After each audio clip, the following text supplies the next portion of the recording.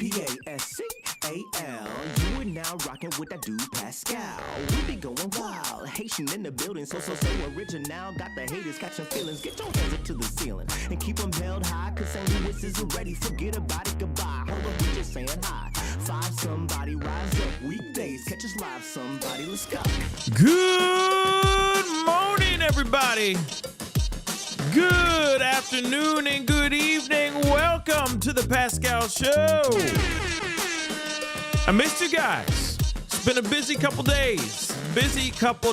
I'm happy to be here with you guys. Talk about things that are going on in the world. Some things have been going off, so we got some things to get into. And as I always say, I'm going to say this again. I hope you guys are all doing well out there. Hope this show finds you in great spirits, because another day above the dirt is always a blessing. Let's not forget that. Okay? Here's the other thing, too. We're going to be going through multiple realms today. We're going into politics. We're going overseas. We're going into the true crime realm. We're going into pop culture and everything in between. There's a lot of stuff that's been going on, so we got a lot to talk about. So we are here for a show. So if you're ready to have a good time, let me hear I don't even know. Put some purple heart emojis or heart emojis in the chat, or some fire emojis in the chat. How about that? Okay? If you're ready for a good show and a good conversation. All right? Also, before we get into everything, okay? Small, simple ask. Please do me a favor. Hit that like button down below. Hold on. Hit that like button down below. Hit that follow button. Hit that reaction button if you're watching on these other platforms. If you are watching on these other platforms, make sure you hit that follow button. Follow. Subscribe here on my YouTube channel. Subscribe right here. Please and thank you. Subscribe right now. Subscribe. Also, go to my second channel, The Pascal Show Clips, where a lot of pieces of the show are going over. Segments and pieces of the show are going over to that second channel. So make sure you're going over there, because sometimes, you don't have time to watch the whole doggone show. Sometimes you only have time to watch 5 seconds, 5 minutes, 15 minutes, or the whole show, but you maybe want to relive a moment that you thought was really good, or a good conversation that we had. That stuff is clipped and put over to the second channel. So make sure you are subscribed to that second channel. Dagnabbit. I don't know how many other ways I can say it. Subscribe, hit that notification bell on both platforms, and set it to all so you know whenever I go live, whenever I upload, because honestly, it's random. It's whenever I can get into this room. Hit that join button down below, become a member, check out my Patreon, and of course, check out pascalmerch.com. We have some really great stuff over there. pascalmerch.com. Okay, guys, like I said, we're going to be going into multi-tiers, multi-realms. We're going to be Lord of the Rings in it. Okay, one ring to rule them all, right? We are going to be going into multiple realms, and we have got to get into some of the main things that are going on overseas. Now, let me just make this abundantly clear. I don't know if this is market manipulation or not, but here's the thing. The U.S. America struck Iran yesterday. No, I'm not going to do the dun, okay? We're going to change it up a little bit today, all right? Usually I have a dun at some point. It will come. It just won't come right now, all right? But here's the thing. It was out of self-defense? The hell? See, I got you. That was funny. You thought, oh, he's not going to do the dun. Thank God he ain't doing the dun already. No, we got it. Sorry. I slipped and hit the dun. Oh, my God. Oh, my God. Oh, my God. I'm so sorry. I slipped and fell on it 2 times in a row. I am so sorry. But yes, here's the thing. What is going on? So what's really weird, I just want to point this out, okay? Because, like I said, we're Lord of the Rings in it, okay? So don't worry. Don't get your panties in the twist. We are going to get to the Mackenzie Shirilla conversation here in just a little bit. But there's some other things we need to talk about too, all right? So he went and he went and he dropped bombs on it, right? And then he says it was out of self-defense. And then on top of it, he says, but we still in a ceasefire we still in a ceasefire though. Ain't nobody dropping bombs on each other. No. That was in retaliation. That was in self-defense why we struck Iran. But we're still in this ceasefire though. You understand that doesn't make any sense, right? You know, like you're in a bar fight. You're trying to stop this bar fight between two people. You say, okay, quit hitting each other. Both sides say, okay, fine. But then for some odd reason, I don't know, Toby just suddenly decides to throw a few more licks on Ray Ray. Does that make any sense? So then you're trying to pull them off, and then Toby is sitting there going, no, hey, you can't hit me. You said we weren't gonna hit each other anymore. Yet you are, Toby, still hitting Ray Ray. Do you understand? Does that make sense? It doesn't, actually. It doesn't make sense. So U.S. conducts self-defense strikes, but they're still doing a ceasefire. You know what I mean? Why does this also feel like kids playing like hide and seek?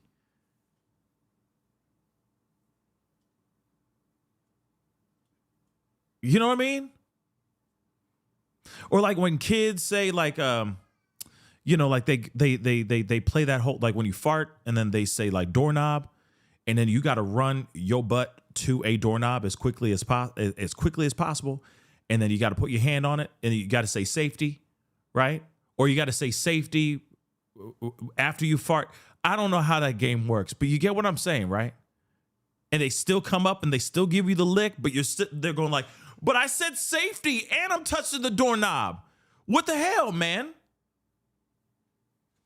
Does it make sense? Ali oxen free, and then you still going after the person that. Do you get what I mean? It doesn't make sense. I'm sorry. You know what I'm saying? It's like, wait a second, I thought game off. But apparently the US was saying game on. Okay, let's and then they said game on, and then they went brakaka, and then they said no, game off. Like, you know what I mean? Does anybody else remember the fart doorknob thing? Nobody remembers the doorknob thing? It wasn't a doorknob? Like if you farted and you didn't say safety, and then they said doorknob or something like that, knob, door, whatever the hell it was, right? And then you run to the doorknob, or they could hit you. I had a terrible childhood, I guess. But you know what I'm saying? Nobody remembers that? Wasn't that a game? Children. Wasn't that a game, children? See, this is before video games were a thing and social media, okay? We had to be creative, you know. We had to climb trees and figure out some stuff, with the streets. You know what I mean? The parents would be like, "Go out and don't come back until the lights come on. The street lights come on. No. Do not come back inside this house." Nowadays, all these kids are locked up. You know what I mean? Nobody. You know what I'm saying? Nobody remember doorknob? Safety doorknob. Okay. A classic. I didn't ask you. Okay. Nah, you ain't never played that game, Pascal. Y'all don't know what I'm talking about. Nobody knows about the doorknob fart thing. It's weird. I don't get it, but kids were doing it back in the day. Okay, somebody understands. Damn. I was about to say, am I crazy? Were all the kids around my life weird? You know what I mean? But anyway, back to this. It still doesn't make any sense, guys. Now, some people are looking at this as possible. We had a wall, Pascal. Lucy, what does that mean? I mean, there's a lot of walls. I'm encased in a bunch of walls right now. So what walls are you talking about, Lucy? We had a wall? What? Please explain that to me. Please. But we're going to get into this, okay? This, just so you know, doesn't make sense. Some people are saying that this could possibly be some sort of market manipulation again. I don't know, okay? I don't know, okay? But this is very, very strange, all right, to me. They bomb, then they say, no, we're still doing a ceasefire. This was out of self-defense. So what was going on, right? Hopefully we get some explanation here soon. Has launched so-called self-defense strikes in Iran, but also insists that the ceasefire is still in place. U.S. Central Command says the attacks targeted missile launch sites and Iranian boats that were attempting to place mines. In a statement, a CENTCOM spokesperson says they continue to, quote, defend our forces while using restraint during the ongoing ceasefire. And just yesterday, President Trump said negotiations with Tehran were proceeding nicely. Talks took place throughout the weekend. According to two regional officials, the potential deal includes a 60-day ceasefire extension, reopening the Strait of Hormuz, ending military operations on every front, and a commitment from Iran that it won't develop nuclear weapons. But Tehran would also have to get rid of its stockpile of enriched uranium, and some Iranian financial assets would be unfrozen. Now, take a listen to what Secretary of State Marco Rubio had to say about the potential agreement. I think there's strong alignment and agreement on what a preliminary draft should look like. I think that, like anything with something like this, it's going to take a couple days to settle on, even down to the disagreements over a word, sentence. So we'll have to work through that. And despite progress in these peace talks, Israeli Prime Minister Benjamin Netanyahu says Israel will intensify strikes against Hezbollah.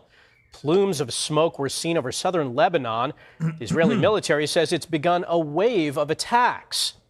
CBS News White House reporter Olivia Rinaldi is live in our D.C. bureau with more. Olivia, good morning. So what are you hearing from the White House about how close a deal might be, and what's the reaction from lawmakers? Well, good morning, Michael. The White House is saying that this could take a couple of days to get a deal to really emerge. Yesterday, we saw Iranian. Can I need to interrupt this really quick because I need to do a full-on breakdown right now of this whole situation. Okay, when was the last time we heard exactly the same words that are coming out of her mouth? Did we not hear this? Haven't we not heard this for the same amount of months, if not weeks, where they say, hey, it's going to be a couple more days till we figure some things out. 2 whole months later, we're still here.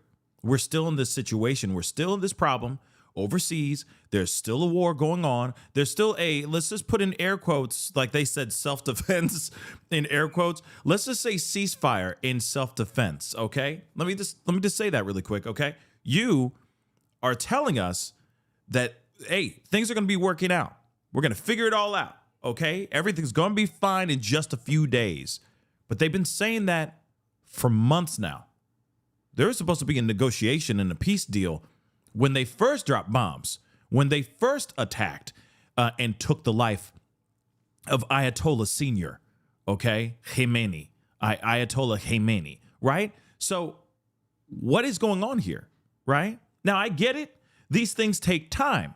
But this on again, off again thing, like we're watching, an episode of Friends, are they dating? Are they not? Ross and Rachel, are they together or not? This is getting ridiculous. Okay. And now it's at a point where people are side-eyeing this and wondering still, even more now, they're still wondering if this is if this is one big fugazi to manipulate the markets all over again. Here's the other thing too I want to point out. How's your gas price? How are your gas prices out there, y'all? Has it changed? Has it gotten better? Meaning, has the price gone down? Last I checked, gas is about $4.40 in my neck of the woods, and that's just 87. That's just the 80, grade 87, right? That's the lowest, the the gas pumps near me. Okay, 89 if you got a decent ride, 90 if you got a nicer 90, 91 if you got a nicer ride. Those things are going at $5 a gallon, baby, right now as we speak. So again, has anything changed? So as much as they say manipulation, right? This gas or the market manipulation.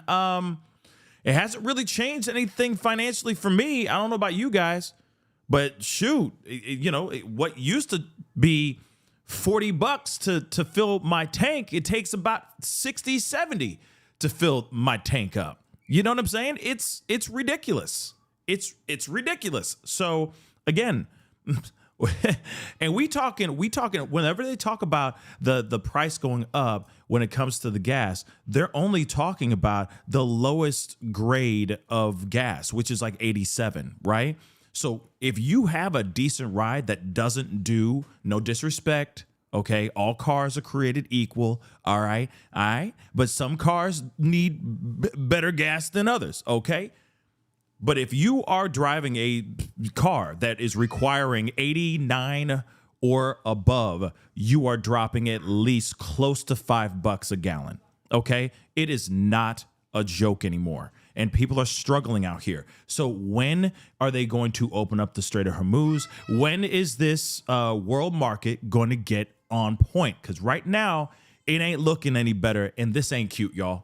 It just ain't cute. But let's continue on. Negotiators arrive in Qatar, and there has been concern from U.S. officials that the Iranians have been dragging their feet.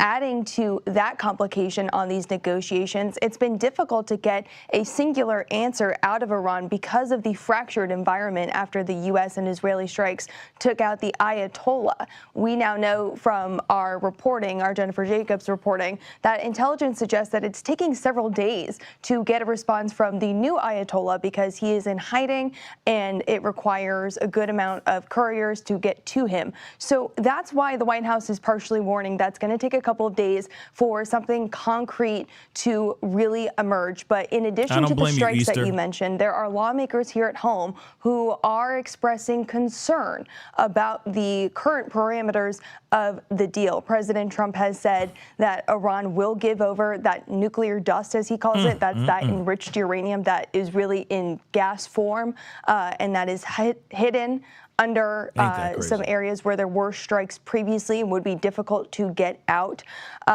Republicans are wary of any deal that doesn't have that nuclear component. The Iranians have been saying, let's get a ceasefire in place first, reopen the Strait of Hormuz, and then we will have that discussion about that nuclear dust. But Republicans here on Capitol Hill have been saying over and over again that's just insufficient. Even Roger Wicker, who's the chair of the Armed Services Committee, who doesn't normally criticize the president, said in a post on X that a 60-day ceasefire with the belief that Iran will ever engage in good faith would be a disaster.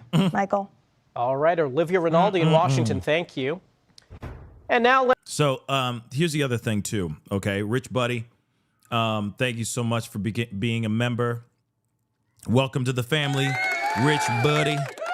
Appreciate it. Where did it go? I'm trying to find it. There you go.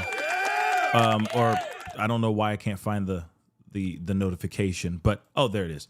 Welcome to the family, Rich Buddy, or welcome back, I think. But thank you so much. I appreciate it. And just like Rich Buddy, please consider becoming a member by hitting that join button down below, please, and thank you. Here's something else, okay? We're coming back to this. I just want to make this abundantly clear because some of y'all are thinking, and this is breaking news, okay? Breaking news. Huge breaking news. So according to the great Google AI, I am not crazy. Let me explain. The game is called Doorknob, or it's called safety/doorknob. It's when you break wind, and if you don't say safety and the other person says doorknob, you have to run to a doorknob as quickly as possible, or you gonna get hit. Just so you know, this is real. This is a real thing. Look at the Google AI overview, love. There it is, love. It's called Doorknob or safety/doorknob. Okay, the rules of the game are famously simple. The fart. Okay, if someone let it rip, they had to quickly yell, safety. Yes, it's a real thing. Yes, yes. The challenge, if the fighter failed to call safety in time, anyone else could call and yell, doorknob, the chase. Once doorknob was called, the fighter had to sprint to touch the nearest doorknob to be safe. The penalty, if they were punched or hit by the other players before making contact with a doorknob, they took the hits until they finally touched one. Yes. It's real, mother lovers. Thank you. We're going to go back to this, just so you know. That is a real game. It really was a real game. I know. We had to be creative. We had to use bodily functions to turn things into a game. That's how desperate it was growing up in these streets. Okay, we didn't have the video games all the time. We didn't have things in our hands all the time and stuff like that. Just so you know, okay, the doorknob safety game is real. Is real. See what I did? Moving on. So, just so you know, if you were asking questions, going, "Ooh, Pascal done lost his mind. Oh, bless his heart. Early on dementia." No! I repeat, no. 'Tis the game that was called doorknob/safety. Yes, once you broke wind, once you cut the cheese, one must say safety. And if you don't do it, they scream doorknob. And then you have to run your ass to a doorknob and you have to touch it. Or you get your ass beat. Yeah. You remember the game Kick the Can? That was a real thing too. Anyway, I'm just saying, okay? I'm just saying, these were games that existed. These are games that existed, all right? Hey, and back then, like in the 90s and stuff, we didn't have the opportunity to have like not everybody had a video game console, you know what I mean? Not everybody had like the Game Boys and whatever the hell. You know what I'm saying? You just had to go outside and figure some stuff out. And that was a real game. But let's get back to more pressing and more important things, like things going on overseas and how the economy is going tits up. Shall we? Let's bring in CBS News national security analyst Aaron McLean for more. Aaron, good morning and thanks for joining us. Now, as we mentioned, U.S. Central Command, they call these self-defense strikes. So are American troops at increased risk right now? Well, American troops are always at risk when there's a shooting in their vicinity. And I just have to say, to connect the events of yesterday in the Strait, where you had American aircraft taking out Iranian boats that were laying mines, and then an exchange of fire, the aircraft got shot at. We shot at missile launch sites in Iran. Just to connect that back to the question of the negotiations, this is all taking on a sort of theater of the absurd quality. You have these positive signals coming out of the White House that negotiations are proceeding well. You have Iranian negotiators actually flying over the Gulf into Gulf countries to continue the discussions. Meanwhile, IRGC boats are laying mines in the Strait, the very strait that they promised to open as a condition of the ceasefire way back at the start of April. So there's a pretty big gap between those two realities, and it's not clear to me how they're going to get reconciled. And Aaron, let's talk about that potential peace deal between the U.S. and Iran. What's your take on the proposal? Is it feasible? Well, anything's feasible if the Iranians agree to it.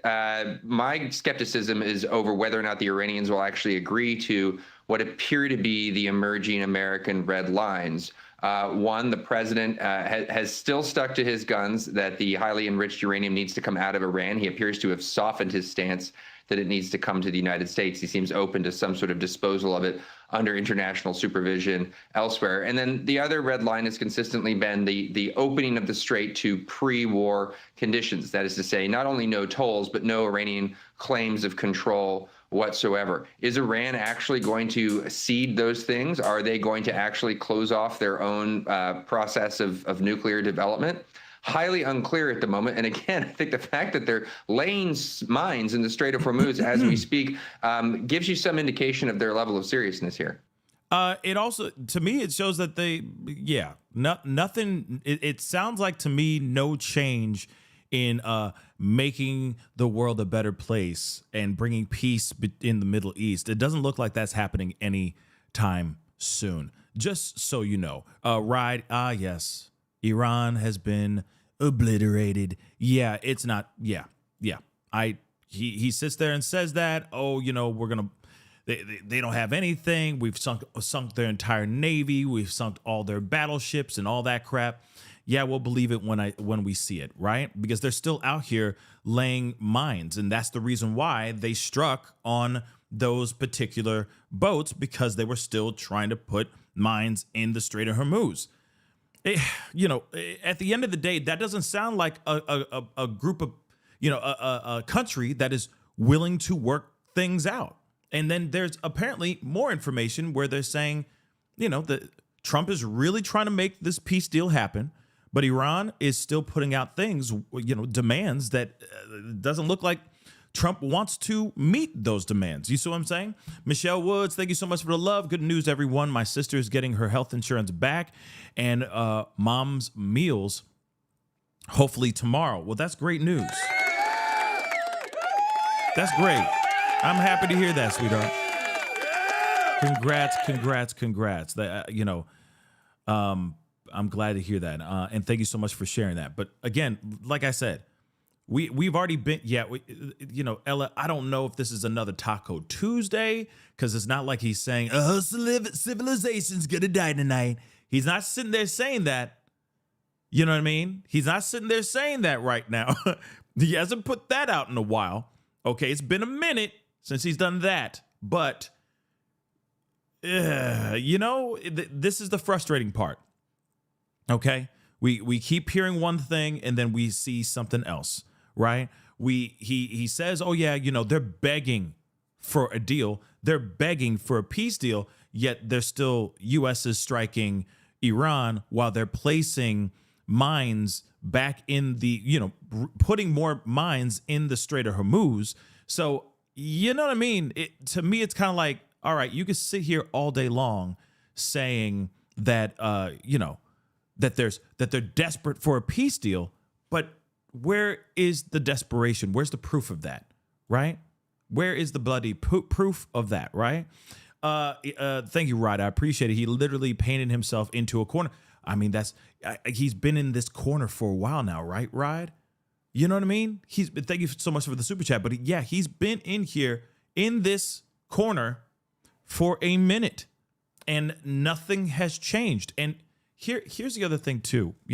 We look at the situation, right? We're seeing it from the nosebleed seats, and of course, all we can do is yell and violently gesticulate on how bad this is and all that. But what's interesting about this too is that the more and more this gets, the worse and worse it gets, the more and more you're seeing people that were MAGA heavy start to walk away. There is a surprisingly mass exodus happening as we speak, and it's not looking good for Trump. And as much as he's trying to make things happen before midterms and trying to make it look good so people aren't going, well, shoot, I'm voting blue this time, so on and so forth, it's not helping. It's not helping. You see what I'm saying? So again, it's just, I would love to see some change happen here very, very soon, but he's right now, he's looking like a fool. Like the whole Trump administration is looking like an absolute fool. And then of course, we just dealt with this whole shooting attempt that happened in right outside the White House, just down the street from the White House. I mean, and then last month there was an attempt. Like, it just keeps happening over and over and over and over and over again. And for all the presidents that we've ever had, this is the most attempts on any president ever that we know of, or at least that I know of, right? That has been public knowledge. Of course, there's been I'm sure a slew of attempts on other presidents' lives, while they were in office, I'm sure. But they've all been on the hush-hush. All of these things have been very, very obvious, very public moments. It's insane to me. It's insane. And I'm hoping something gets figured out. But there are people that are, people are starting to change course. Let's just say that, there's a lot of that happening as well. But let's get on to the next piece here. Hold on. Let's take a look at this. Come on. Let's bring in ABC News contributor and retired U.S. Army Lieutenant General Doug Lute for more. Hi, General Lute. So this weekend, U.S. officials said they were optimistic about a peace deal. How do these latest strikes affect the negotiations? Well, I think the strikes demonstrate that U.S. forces and Iranian forces are in close contact. I mean, they are literally on either side of the very narrow Strait of Hormuz. And if U.S. forces feel threatened, whether it's by the potential of Iranian small boats laying mines in the strait, or by perhaps radar, rocket-based, missile-based radars illuminating U.S. forces, that is trying to detect U.S. forces, then the U.S. forces will take defensive measures. So I think this just reflects, as you've reported, the fragility of the ceasefire that's in place. And General, this weekend, the U.S. also signaled they want Arab nations to join the Abraham Accords as part of a peace deal with Iran. How much does that complicate these talks?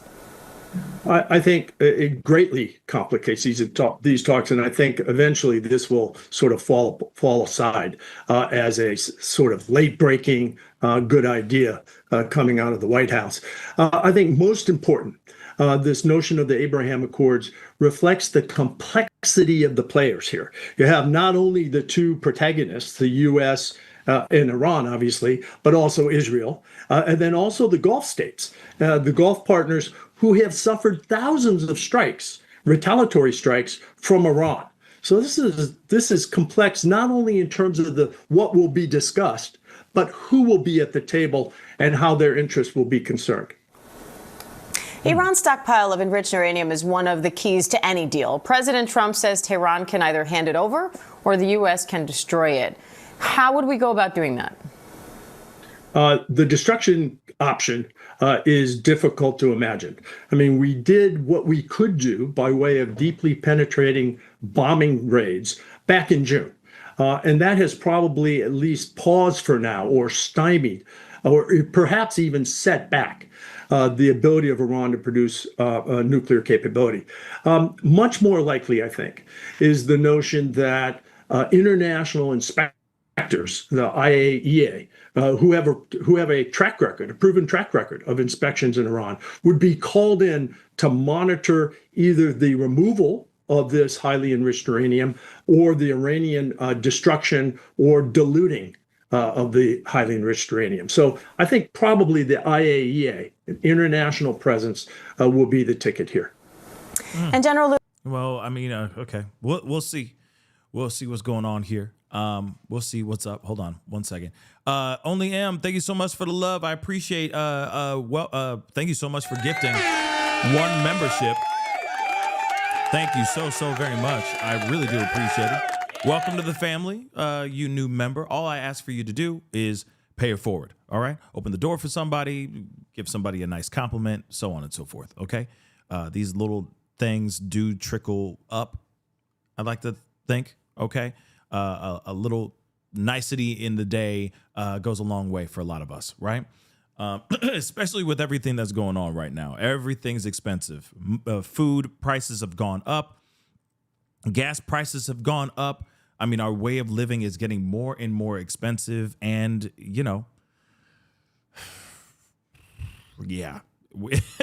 and we still got to deal with what we're dealing with on the day-to-day basis. All we could do is just deal with it, right? Which is kind of crappy, if you ask me, right? But it is what it is, all right? So pay it forward. That's all I ask, okay? We need a lot more good things in the world, right? But meanwhile, Russia's threatening systematic strikes on Kyiv and calling on all foreign nationals and diplomats to leave the country. That seems like a major escalation. What do you make of that? Well, it is rhetorically a escalation, but frankly, Russia has been bombarding civilian targets to include potential diplomatic facilities in Kyiv for over 4 years now. So I think in practice, it probably doesn't reflect much of a change, but it does indicate, I think, that Russia is feeling increasingly pressed on the battlefield and has opted to escalate the rhetoric in the war in Ukraine. General Doug Lute, we appreciate your analysis. I mean, what say you guys on this whole situation? You know, do you think we're going to get to some sort of agreement here?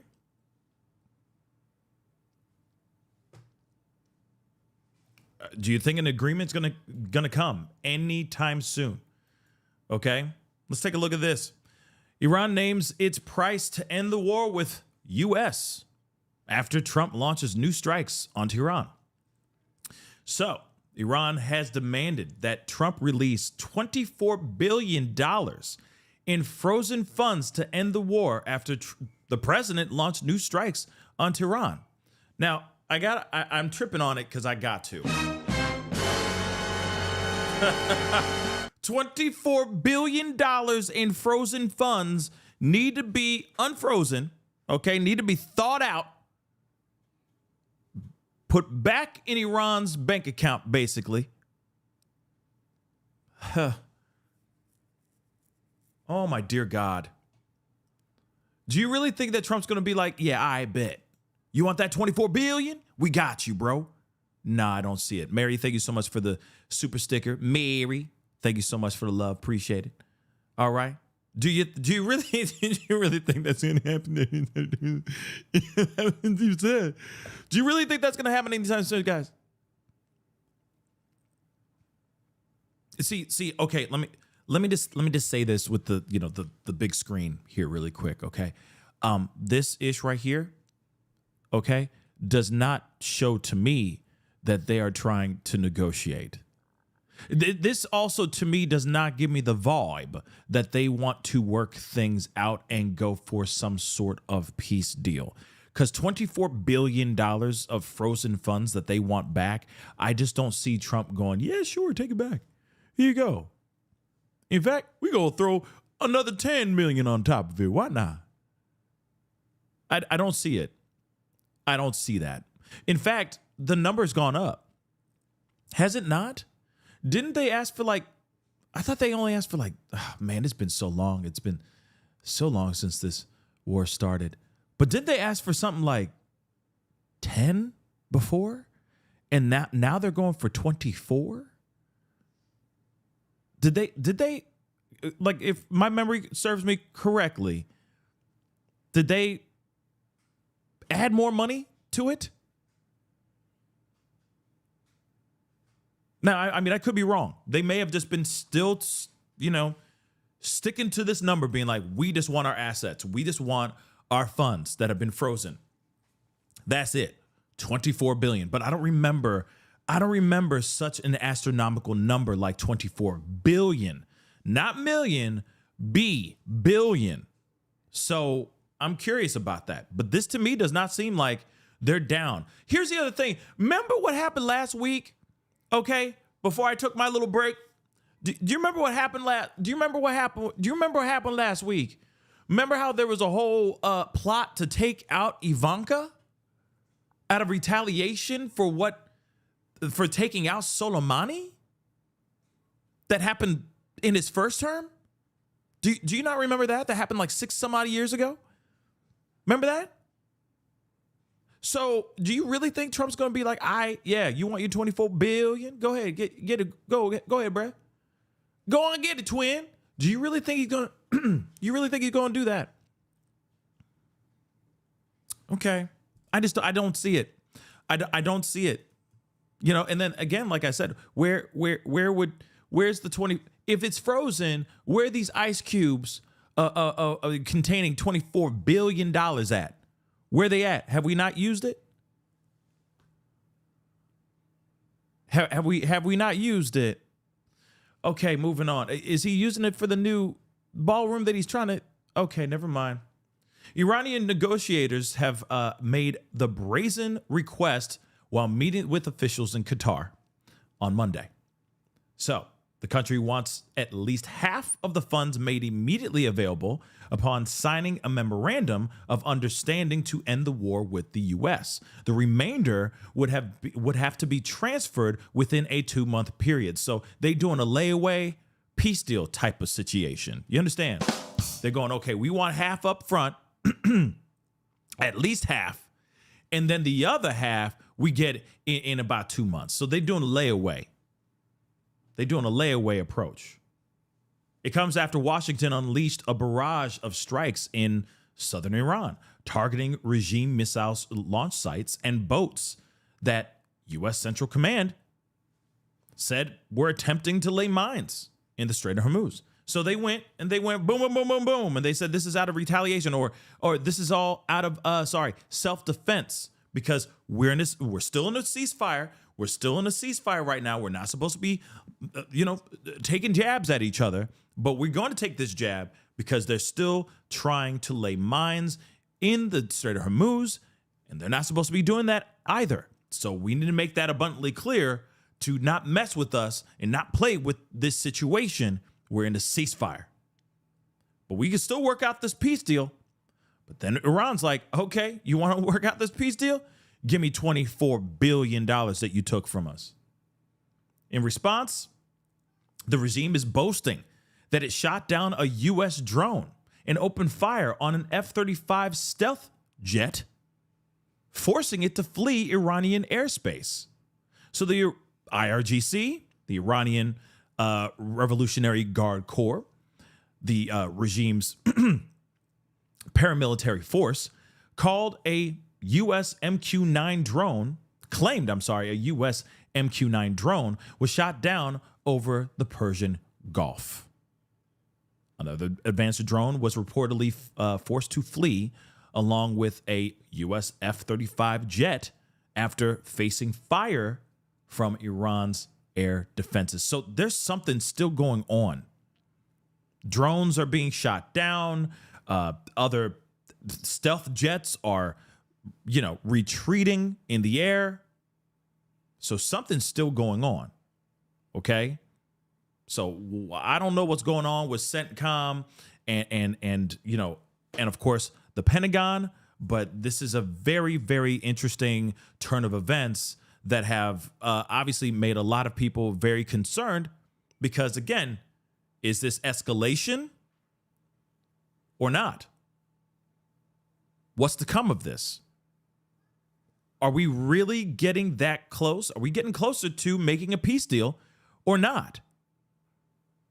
All jokes aside, I'm concerned. And no, I'm not trying to be a fearmonger or anything like that. I'm just trying to keep it 100 with y'all. Okay, I'm going to keep it a bean with y'all. This concerns me because this type of escalation can continue. And then eventually it'll just be a full-on war, a full-on battle. Do we want that? I'll tell you this. No, I just want peace. I don't want deployments of more soldiers and more of our loved ones being sent overseas for a war that we never really agreed to be a part of. That is a massive concern for me. Also, I worry about it coming to us. I worry about that getting clicked and dragged over to American soil. Now, I get it. We have some of the best technology in the world. I agree with that. That's not just Trump saying that. That's truth. Okay, this is the reason why America has the most powerful military ever. I agree on that. I think that's very true. I don't think that's just Trump saying that for, to sound good. But still does not mean that, problems couldn't come here or at least attempt to come here. And if you've noticed what's been going on in these streets lately, what's been going on? Have we not seen a lot of Terrys just suddenly getting activated? So again, it is a concern of mine, and it should be a concern of yours too. That's the reason why we're bringing it up and talking about it, because this is a very, very serious situation. Okay? A very, very serious situation that needs to be figured out as soon as possible. I don't know if $24 billion is something that we can do. I don't know about any of that. What I do know, though, is that something needs to be figured out as soon as possible, because the world, it's not just America, the world is suffering from this war. And I've already said this before, too, but I'm going to say it again because I know I'm going to sound like a broken record, but I'm going to say it again. All right? The only person that we can really turn to, or that will turn as the scapegoat of the situation, even though he's not really the scapegoat, he is the source of the problem, is Trump. Sorry. I'm just saying, it is Trump. He's the one who got us into this war, and now we're stuck in this war. And now it's, yeah, like somebody just said in a super chat just earlier, I think it was Ride that said this, he has painted himself into a corner, and he has painted the world's economy into a corner. And you don't think that this, like the Iranian leadership, whether they are splintered or if they're working in unison, do you really think that they're just going to be like, all right, okay, let's just have peace?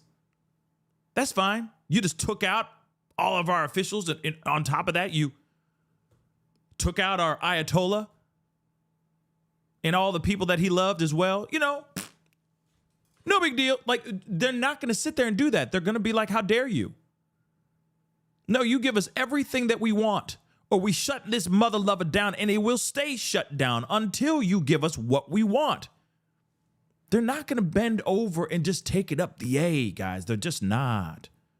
So at the end of the day, as the world is, you know, the economy gets more and more messed up and people are getting more and more angry, and the more and more that happens, they're going to be looking at him and his administration. And the more and more you see people going out here going crazy, grabbing pew-pews and acting a damn fool. So something needs to be figured out, but I don't know if the deals that they're trying to make happen are really going to actually stick. Trump wants one thing. He's like, no nuclear bombs. Okay, fine, cool. But here's the thing. You kind of took out a whole lot of people, and Iran also has an ego too. I'm not sitting here saying that they're the greatest people and they're innocent, and you know what I'm saying, and they're not villains. No, they're villains too. But the leadership is bad over there, bad, right? But you got another thing coming to just assume that you're gonna walk over there and go, no nuclear bombs. You just took out leadership in Iran. It would be asinine to automatically assume that the people, the leadership in Iran, would just lay down their weapons and go, okay, whatever you say, boss. It's not going to happen that way, guys. It's just not. It's just not. You just woke up a sleeping bear. In fact, you took the baby cubs, mama and daddy, and you went boom on their cave. Now you got the cubs, little cubbies living, and they angry now. Okay? They angry. They're doing push-ups. They're learning how to aim their weapons and all that. They're mad. They're learning how to wire things and all that straight up Rambo stuff.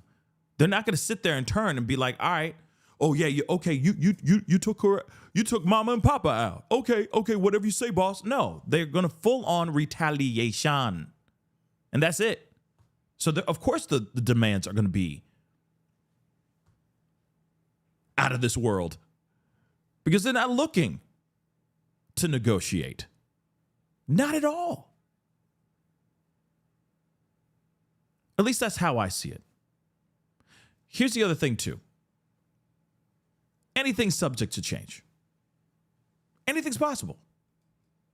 They may change their mind and go, you know what? We don't need that $24 billion. Forget it. Let's just open up the Strait of Hormuz. That would be a miracle. That would be an absolute miracle if that happened. I just don't see it, guys. I just don't. And until we see something happen peacefully, that's how I'm going to think. Until an actual negotiation does happen. Because what we're hearing in these streets all the time is, oh, they want a deal. They're so desperate for a deal. I don't see that happening.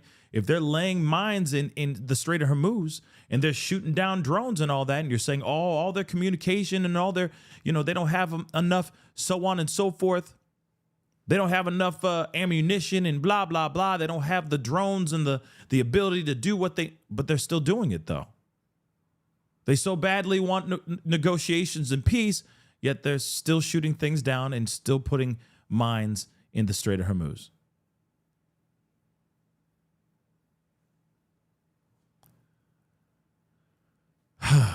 So again, guys, like I said, it's just at some point, the administration is going to have to start telling us the truth. I don't think they're telling us everything. And that's the problem. But that's just me. That's just me. Now, we have got to get into some true crime. We got to get into the true crime realm, everybody. Because I know this is something that you all have been waiting for. A conversation about what's going on with this Netflix documentary that just popped off on, oh my gosh, this is over this whole situation, Mackenzie Shirilla.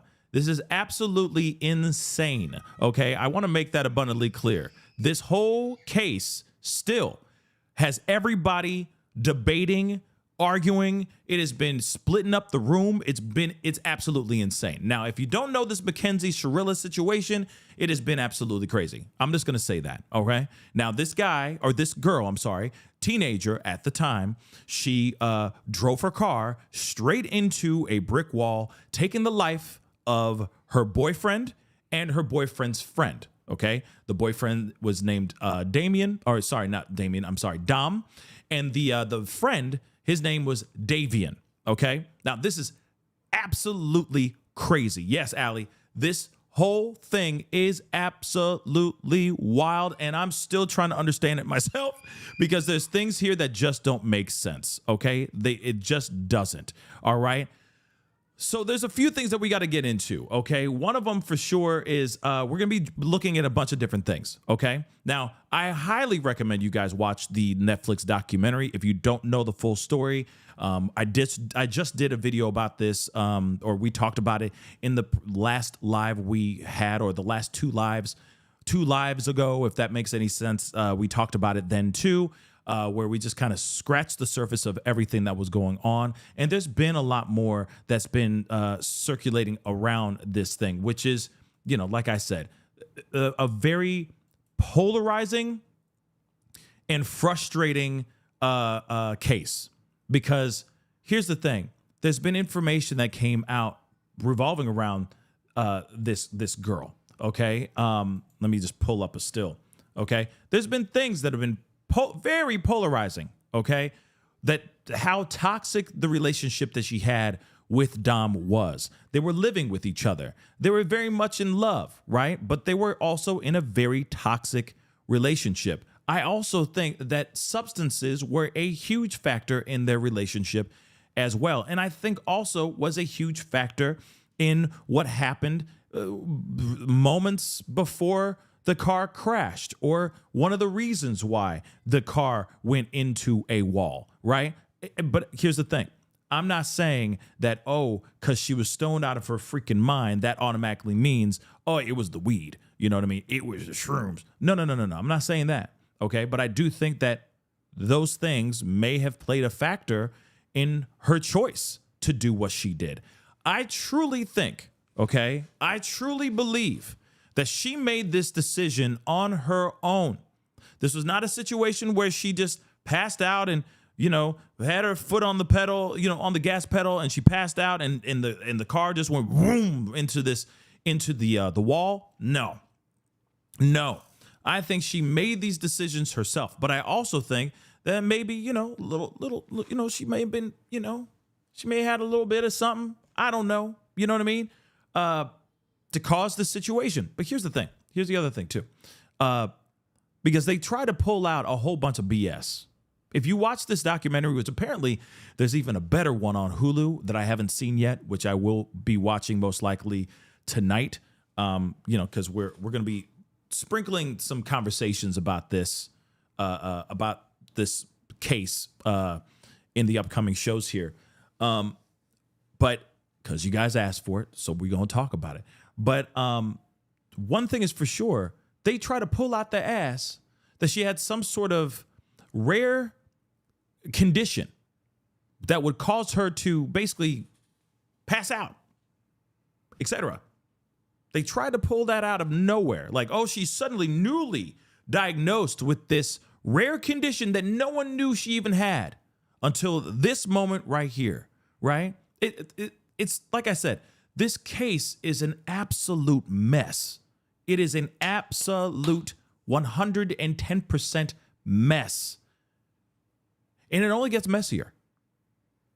So here's something from News Nation with Jesse Weber. So let's take a look at this. This is talking about there was text messages that were made before the deadly crash. I think this is very interesting. So let's take a listen to this. And then, of course, an inmate, a former inmate, speaks out and talks about what her life is like, what Mackenzie's life is like behind bars, and how she acts like, she's basically saying that she's lying to you all. She comes off like this, oh, she's remorseful and all that, but she really isn't, so on and so forth. So we're going to be looking at that here in just a little bit. That's a Brian Enton interview that happened just a few days ago. So let's take a look at this. And please, guys, hit the like button down below, please, and thank you. Hit that subscribe button. That would be greatly appreciated. Okay? These text messages are very difficult to look at and read. I am wondering, is this what you expected? I mean, do they help explain more of her relationship? Does it help explain more of Mackenzie Shirilla, or does it still leave unanswered questions for you? I thought she was a psychotic, cold-blooded murderer, and I think these text messages just confirmed that. Like, she does not appear to be in a healthy state of mind. I think she seems very erratic. I think, from some of the behavior we've seen with the body cam footage, with the students that have gone to school with her that have now started to speak out, I think this is very in line with the toxic relationship we've seen between the two. And Donna, in that vein, there's a new report from People magazine. It's about this jail call where Mackenzie Shirilla allegedly discussed all the media attention around her case and how she wanted Kim Kardashian to be her lawyer. I mean, you listened to it. What did you hear? What did it tell you about it? It's almost shocking to listen to because they're giddy. The mom is talking to the daughter and saying, you won't believe it. The UK they know about our case. Daily Mail is reading about it. And I think that Kim Kardashian, I think Mackenzie says, maybe Kim Kardashian will take this on, because they actually not only think that this is so exciting that they're becoming famous for this, but also they see themselves as innocent. Kim Kardashian, attaches herself to innocent victims who are in jail. She sees herself as innocent and wrongly jailed still after all of this. But Kim Kardashian has passed. That came out today. Kim Kardashian came out and said, I am passing on that. And I wonder, I got to tell you, Zach, I wonder if it's the documentary, right? Because it's a mix, right? I'll tell you, I spoke to somebody who watched it, and as they were watching it, the first 20 minutes, they were like, oh my gosh, I think she didn't mean to do this. I think, she was wrongfully charged. By the end of it, and particularly after the last part where that her lawyer is sitting in on the conversation that she does in prison, they had a totally different perspective on it. Where do you think this documentary is shaping the discourse? Because I know that there's a lot of people out there who believe Mackenzie Shirilla is innocent. I mean, I'm waiting for that compelling evidence or, narrative outside of what her parents are trying to peddle in the media to convince me. I saw the body cam footage of the mom getting the news. I saw a lot of that even before I watched the Netflix documentary. As it was gaining hype, before I even tuned in, I started digging into this case and even dug a lot further than Netflix. And I just think that the case is really overwhelming against her, and the fact that they're still trying to, I appreciate the parents' delusion in believing their daughter and wanting trying to fight for her innocence, but I don't think Kim Kardashian or anybody can save her at this point. I think the evidence is pretty overwhelming, in my opinion. Donna, what's your take on it, right? Because Mackenzie in this documentary was talking about pot. She was talking about she feels remorseful. She said there was no intent. She wanted to be very clear on no intent. And, a lot of it was about her behavior after the crash and that she dressed up like a skeleton, she was going to concerts, and her mother, I think at one point had said, look, she was just trying to have fun afterwards, trying to have a normal life. How do you see it? I find her to be despicable. This is my own personal opinion. I find her to be so unlikable. I watched it with my husband, and we both said, I don't think I hate to say it, but hated a person on a documentary, a true crime documentary, as much as her and her parents, the way that they handled this from top to bottom. And I don't feel there is I think the only reason that there are a couple people that question her guilt and maybe think that she's innocent is because why would she put herself through this? Why would she crash a car with her in it rather than commit a crime to just murder her boyfriend or whatever? That is the only thing. But I think her mind, clearly she was an erratic, crazy thinking person. I don't think she was thinking straight, and I don't think she did think straight. Look, I can't get into her mind. And apparently, while she's locked up in prison, she ain't really thinking and doing things straight either. Moving on. But I think there's a fair argument she didn't think she would survive this. I mean, I think that's fair to say if you look at those messages and you think about what she was found guilty of. Look, it's just another disturbing layer to an already disturbing case. But Zach and Donna, thank you so much for taking the time to. I mean, again, you got somebody, even Jesse Weber, is side-eyeing this situation as well, right? There are people out here, let's be real, there are people out here that actually do think that she did no wrong, that it was an accident, and that she should be able to go live her life. Yeah, there are people out here that actually do believe that. For me, though, I don't see that. I really don't. I see a girl who is overly privileged, extremely spoiled, and I guess never really truly learned the consequences of any actions that she's ever had in her whole entire life. And I think that when it comes to her parents are another thing. Her parents are another conversation in itself. Oh my dear God, they are different. Okay, they are very much unique individuals on how they raised their little princess. That's just how I see it. Because when you see how she was treating her boyfriend, and let me just say this, just because she spoke that way to him doesn't mean that he didn't speak that way to her too. I just want to keep that a bean. Let's keep that real.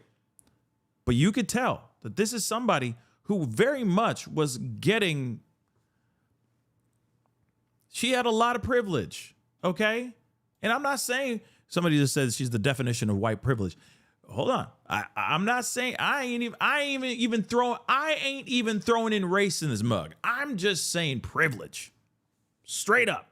She was just overly privileged. We ain't even throwing in race. That's how bad it is, by the way. Okay? That she suddenly thinks that she could do whatever she wants, however she wants. But then here's the thing. To add insult to injury, she decides to go to these concerts. She decides to go to these costume parties, these Halloween parties and all that, dressed in a way that seemed like there was no remorse whatsoever. It's just so tone deaf that it's just mind-blowing to me. And that, to me, again, is a privilege that her parents allowed her to have. I guess we can throw in race. Because if this was a black family, if this was a black dad and a black mama, this ain't happening. She ain't going to no concerts. She ain't going to no costume parties, dressed, God forbid, even just dressed like that. No, you wearing a trash bag, sweetheart. That's what you're wearing. Okay? You ain't wearing nothing else. Okay? Or you just going in plain clothes. You're showing up as yourself, girl. If you even get the opportunity to get the F out of the house in the first place. Because let's be real. We wouldn't be able to get out. Hail to the no. You got another thing coming, thinking that you could just go out and do all this. You see what I'm saying? Again, no. It's not happening. It's not happening. And other parents, okay? Other parents wouldn't allow this either, white or black. They would not allow this. They'd be like, no, you're not going anywhere. Why do you think you could go out right now? Forget if you think that your daughter did no wrong and it was just an accident. You just took out 2 people. The last thing you need to be is out partying somewhere. Because that's what everybody else is thinking, at least at that time. They're thinking that she had too much to take or too much to drink or smoked too much or ate something that took her over the edge. She was partying too hard, which is the result of her killing her boyfriend and one of his good friends. You see what I'm saying? At the end of the day, you're going, wait a second. Any responsible parent would sit there and go, nah, I don't think it's a good idea for you to go anywhere right now, sweetie. No, you stay home. Now let's, we're going to pop some popcorn. We're going to watch some movies. We'll watch a whole bunch of horror flicks and stuff. Let's just have some fun at home. This is not the time for you to go out, sweetheart. Sorry, I know that you want to go see that concert, but this is not the right time. How about you just heal? Take the time to heal. Do that for a little bit. We don't need you out. You see what I'm saying? There's so many things that they could have been doing, and they didn't do it. They just let this child, this girl, this young woman, go out and do what she was doing, which was a very, very bad look, if you ask me. Now, going into Brian Enton Investigates episode, he did an interview with a former inmate of Mackenzie's. And there's a lot here, okay? There's a lot to be said in this episode. So let's get into it.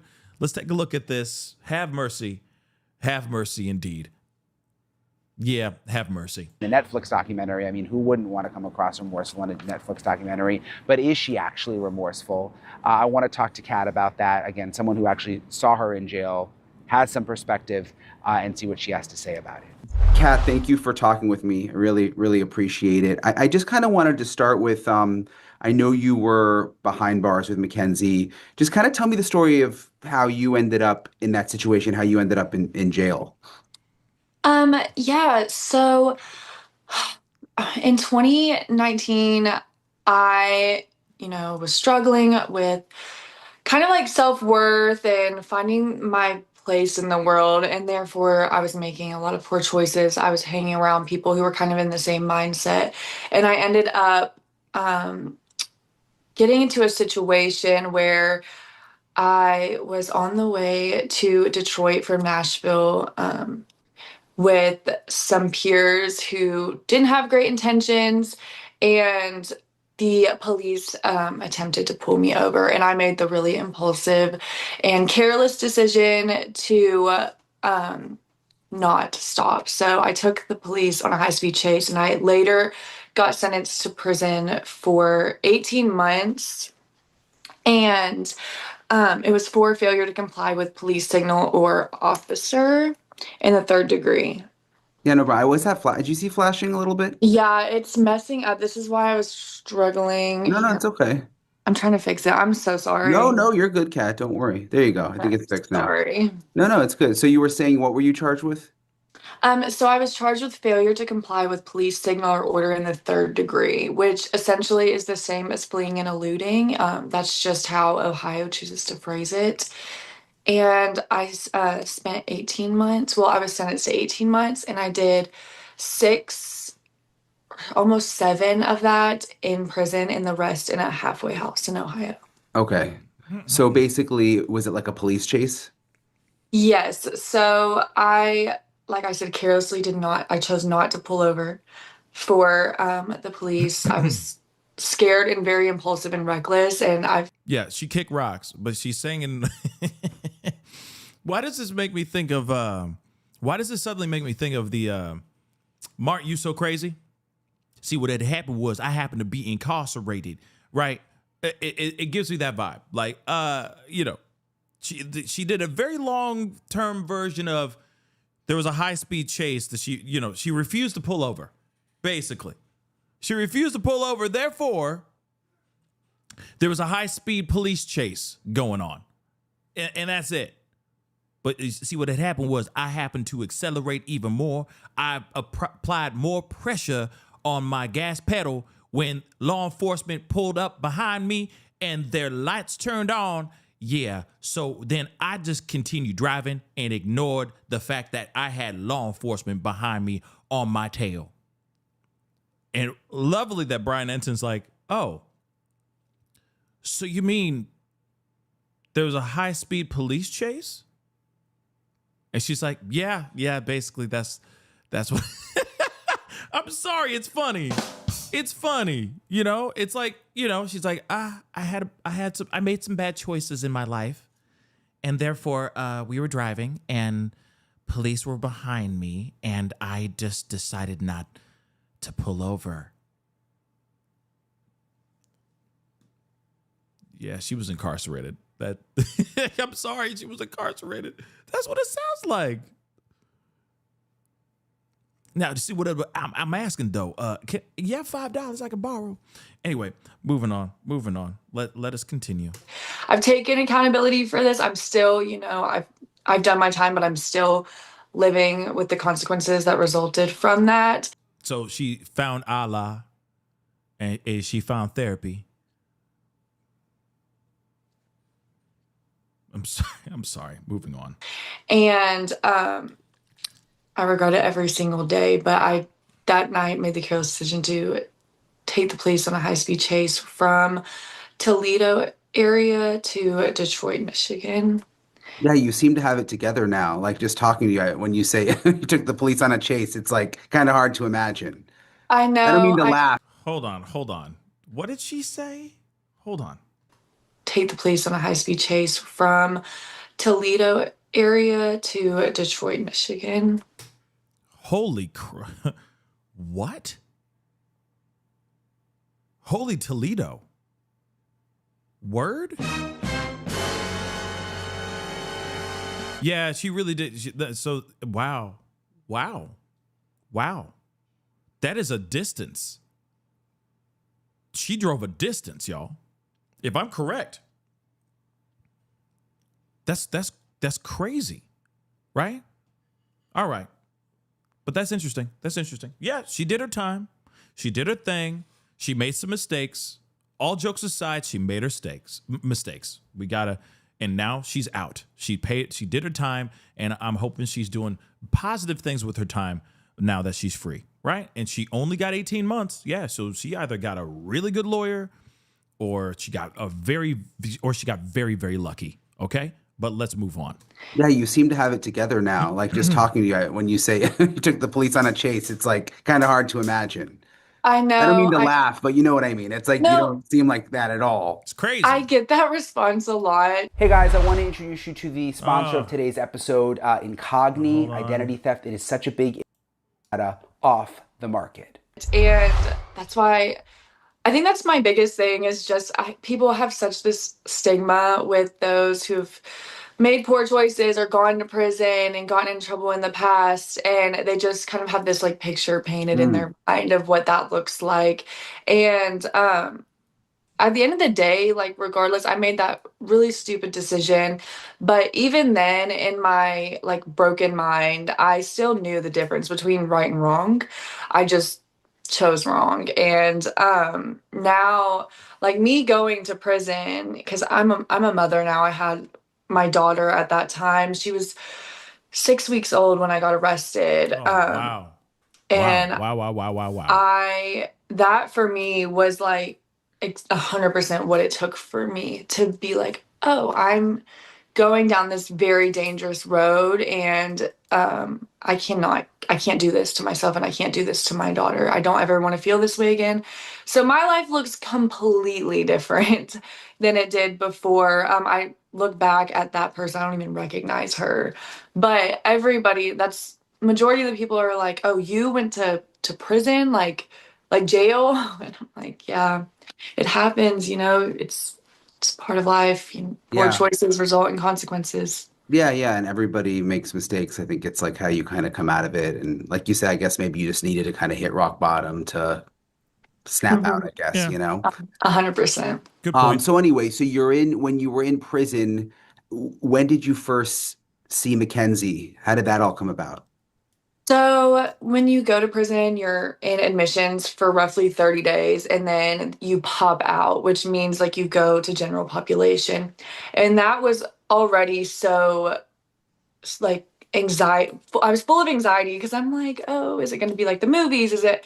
And I walk out and it's just a massive like yard. You have the prison yard with like a track and all those things. And I saw Mackenzie probably day one or day two because she's kind of hard to miss. And it was kind of the same reaction that you just had when I was talking about going to prison. You go, why is she here? She does not look like somebody that you would typically think would be in prison. She's young, she's very put together, and very quickly I found out why she was here. It took no time. Word gets around very quickly in that behind those walls, and I was just completely floored when I found out why she was there. You mean like when you heard the full story? Yes. Yeah. What was she like? Like what did you think when you first saw her, and what was that like? Was she outside, or what was that like? Yeah, so Mackenzie was outside every day. That's because me and her were in different units. Our units were probably like 20 feet away from each other. But she was in the lifers dorm, which is called Wheeler. And but we had 3 yards throughout the day. So she would come out each yard and I would too because it was just something to do. And the first week I was kind of like, oh, she's got her makeup on every day. She's very put together. She's so young. And I was, I was like, oh, she's a pretty girl. She's, I don't get how this is, I'm looking at this person and y'all are telling me she did this. It just seems like two totally different people. Doesn't seem like you're explaining anybody that could be this person right here. Did she have a lot of makeup on? Every day. I mean, I thought you can't have makeup on. Like, I don't know how the prison system works, but I thought that it's like you are not allowed to have. I thought that was considered like contraband or something like that. You know what I mean? So again, that's interesting. Like if you're allowed to wear makeup, that type of thing. I mean, that's very interesting piece. Very interesting. But let's continue. She never failed. It was almost as if she was going to like the mall with her friends or going out to like dinner or something. And I think that was one of the craziest parts because I'm like, how are you getting yourself out of bed? Or your bunk to do your makeup every single day. And she would have like gems in her hair and her hair would be curled or flat ironed and done. And her clothes would be altered and she would be, laughing. And I'm like, I can't imagine being that young and then spending 15 years to possibly the rest of my life in prison and being able to get myself out of bed and get myself together and to go nowhere. She had a ton of makeup, a ton of accessories, all the newest shoes that you were able to order. She was very well kept within prison. So you're able to have makeup? Yes. So we have commissary and it's kind of like a little, I don't want to say like gift shop, but you go and you twice a month and you're able to they have some makeup on there, but then your family and your loved ones are able to order you makeup, like drugstore makeup, good hygiene. So like Dove or the brands that we know, shoes like Nike shoes, Adidas, all of that through these third-party vendors called Access, Union Supply, Walk-in Horse, and they get sent in, and they're expensive. They cost a lot more than if you were to go buy it in the free world. So she always had a ton of makeup. I mean, for her to have it on every single day, she had to have a lot. Again, I wasn't in this like cell with her. I know a lot of people have put out that I was her cellmate. We didn't even have cells at the prison I was at. It was open bay. So it was just a bunch of bunks in one room. But she had to. I know there was one time, one of the very few conversations I had with her was about, she made jewelry out of like wires and this art kit that she had gotten from one of the boxes. And she was customizing shoes for people and like distressing baseball caps. And so in order for her to be able to do all of that, her family or whoever has bought her a sewing kit, art kits, makeup, all the newest shoes, all the considered good like active wear that we're able to get. So she's definitely getting a lot of things in. So when you talked to her, what was the vibe? Because I've heard you say you didn't think she was remorseful. No, I mean, and I just want to preface, I don't expect somebody, I know that she's making, I don't know what's going on through her mind. I'm not a mind reader by any means, but from my perspective, as with a few conversations that I've with how I observed her, she acted in a way that was like she's not in prison. It's almost like she detached from reality or something and was treating it as if it was a like high school or Can I ask something? Can I ask you guys something? Let me ask you this, okay? And I'm just playing devil's advocate for a second, all right? If you were made to be locked up in a prison, say you do something really, really bad, and you're sentenced to 30 years behind bars. So the next time you see the possibility of even being able to walk out free as a bird isn't for another, like from this time on, like, her sentencing or like, the possibility of her being up for parole isn't until like 2037. All right. So that's a good, it's 2026 right now. It's 11 years from now. Right. So for a fact that you're going to be locked up for a good long time. So what would you do? Would you do everything you can to just try to normalize the crappy situation that you're in? Or would you, wallow in self-pity for the entire 30 years? Now, don't get me wrong. What she's incarcerated for, what she was convicted of doing, absolutely terrible, and that's exactly where she should be. That's what I personally think. But she still has to live life, right? Just asking devil's advocate, just playing devil's advocate. You got to keep moving. She going to be locked up for good, right? She's locked up for good. But she won't be out of prison until she's well in her 40s, if I'm correct. So, again, her being locked up, her trying to just live life. Is it wrong? Is it wrong? Because she's already serving the time. Right? Just a question.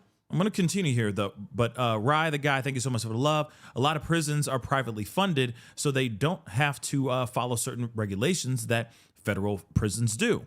If you got money to spend, they'll gladly help you spend it. Interesting. That's interesting information, Rye. Thank you for that info. So there might be some things that she's able to do because maybe her parents are, throwing a whole lot of money in her account, so on and so forth. So she's allowed to do a lot of different things. But again, I don't know. It's a crazy thing. But if you were locked up and you're going to be there for a good long time, how would you spend your time? Right? But I digress. It's just something to think about.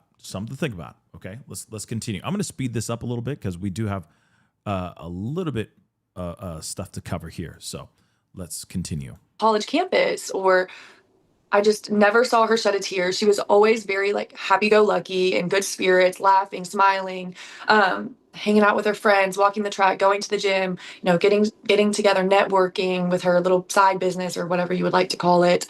She just did not portray somebody who had on her mind that she was serving life sentences for murdering 2 people. When you say networking side business, like what do you mean? So she, like I was saying, with the jewelry and the customizing the shoes and altering clothes, like hemming clothes to make them fit tighter to people and things of that sort. That was kind of like considered her side hustle or her prison hustle, which for people who are serving a lot of time, that's common for them to find something, I guess, to, you could say, capitalize off of or make money off of. And when I had that conversation, I was with another one of my one of the girls that was in there. We were talking to her about, this jewelry that she was making, and she was telling me how she made it. Oh, I'll go make it. You can send the money to this Cash App, and the Cash App was her mother's Cash App. And at the time, I'm inside. I don't know anything about her case or her family. I just know what I'm hearing, which is very limited. I didn't realize to the extent of how much her family enabled her before prison. And so now that I look back at that, I'm like, oh, so her mom is helping her, because that's technically not allowed in prison either. Using Cash App and things of that sort. It's a ticket. You could get written up for that. So even then, her mom was still, helping, because she said, I'm gonna go back and call my mom and see if she got the money or whatever for the nose ring. So it's just wild. So I'm just trying to understand. So like if another prisoner wanted something, she would say Cash App my mom. But they didn't have Cash App, did they? So not in prison. So but they would tell someone else? So hypothetically speaking, say I'm selling a t-shirt to you and we're in prison, and I tell you, like, you can send it to this Cash App. So you're going to go call whoever you have on the outside and say, hey, can you Cash App this amount of money to this person for me? And then they're going to, like, I'm going to go call my family or whoever's running the Cash App and say, did you receive this? And they're going to tell me yes or no. And then that's going to be confirmation whether I give you whatever you bought or whatever, Interesting. Okay, that makes sense. So was she well liked, would you say? I wouldn't say she was well liked, but I would say that she was well known. Like, her case, if you were to ask anybody other than maybe the very few people I was close to in there, what I was in there for, they would not be able to tell you. I would say 90% of the people would be able to tell you what Mackenzie was in prison for. It was the beginning of her sentence when I was there with her. So the first year of her sentence.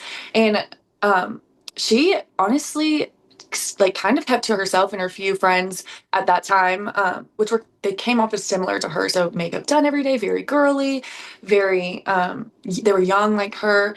And towards the end of my sentence, she started hanging around more of the people serving the life sentences, which have a little more, how do I say, like, cred in prison. It's just like a unsaid level of respect for people who are doing life sentences, because they're going to be there. Nobody's going to jeopardize their time when they have a year to do for somebody who's got nothing to lose the rest of their life. So people kind of just weren't really fazed. I mean, a lot of people are just, in there trying to do their time and get out. So when she hung with the people that were there for life sentences, like, when you say cred, what do you mean? Like, explain that a little more.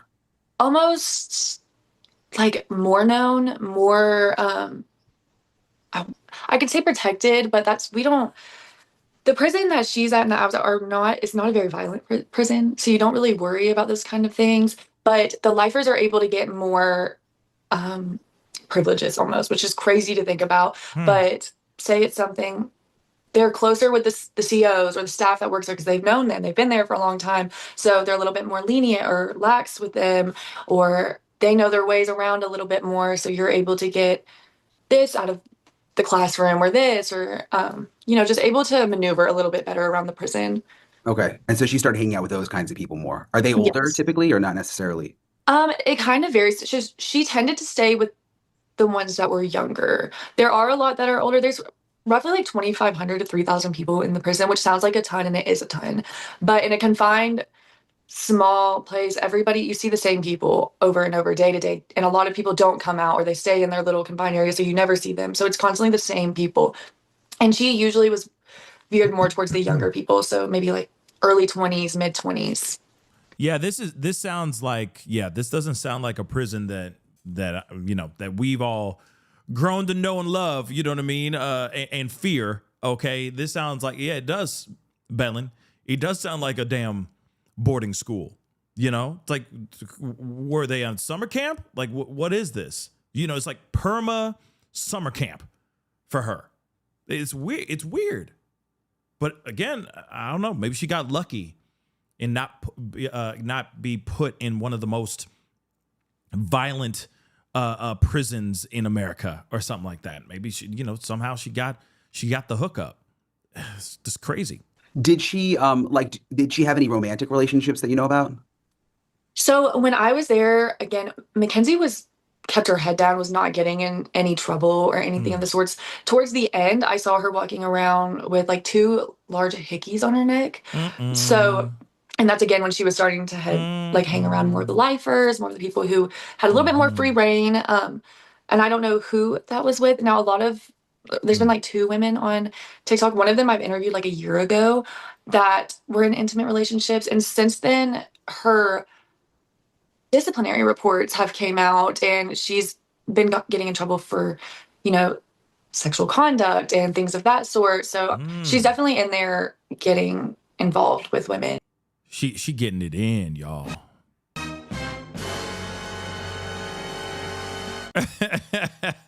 Right.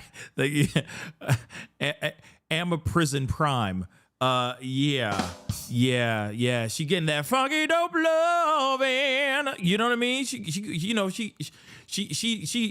diving in. You know what I'm saying? The orange is the new black. Yeah.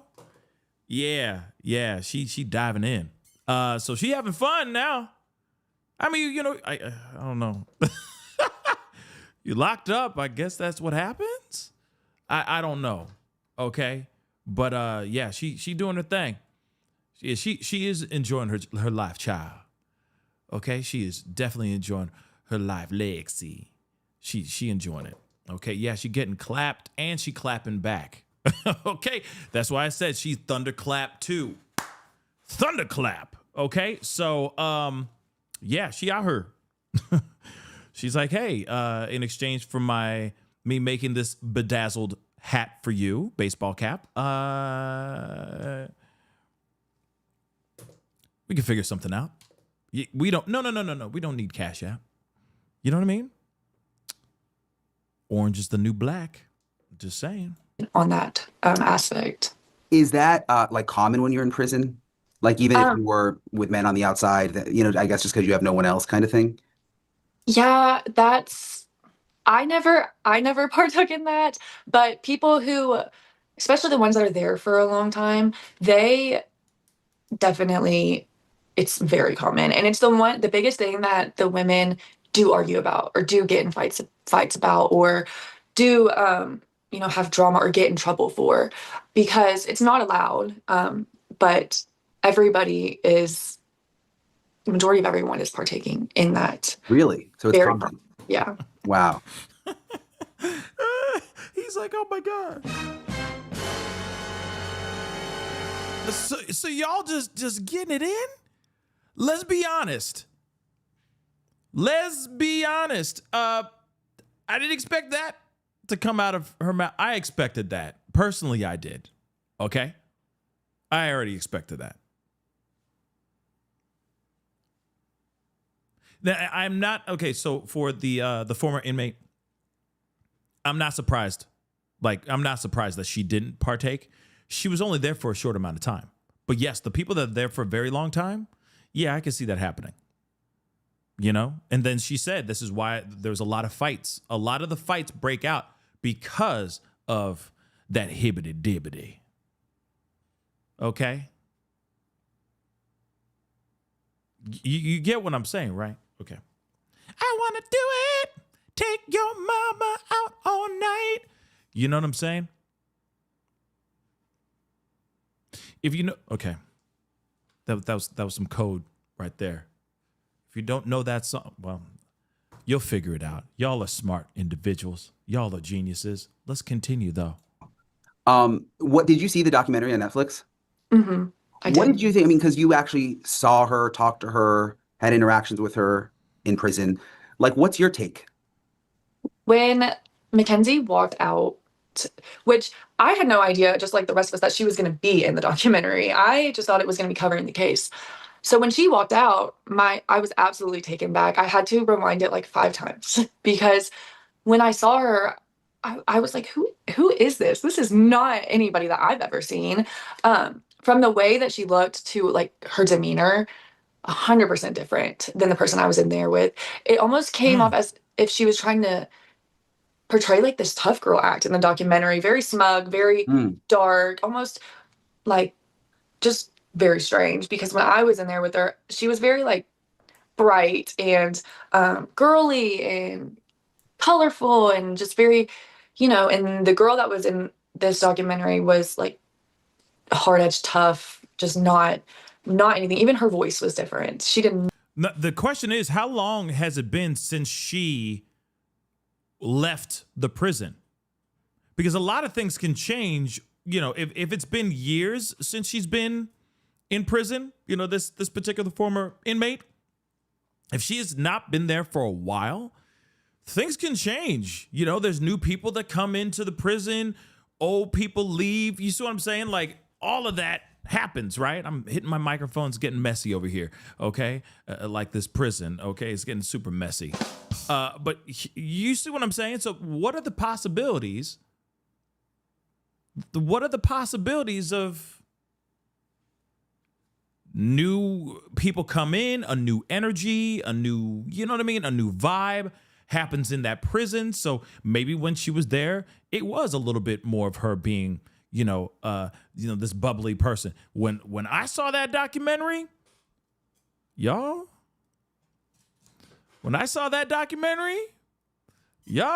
she had some influence. She was holding it. She was hiding it, but she had some influence. You didn't see how her hair was with the swoop and the high bun. You didn't see that. If you saw the documentary, just listen to her voice. You're like, oh, she running with a different crowd now.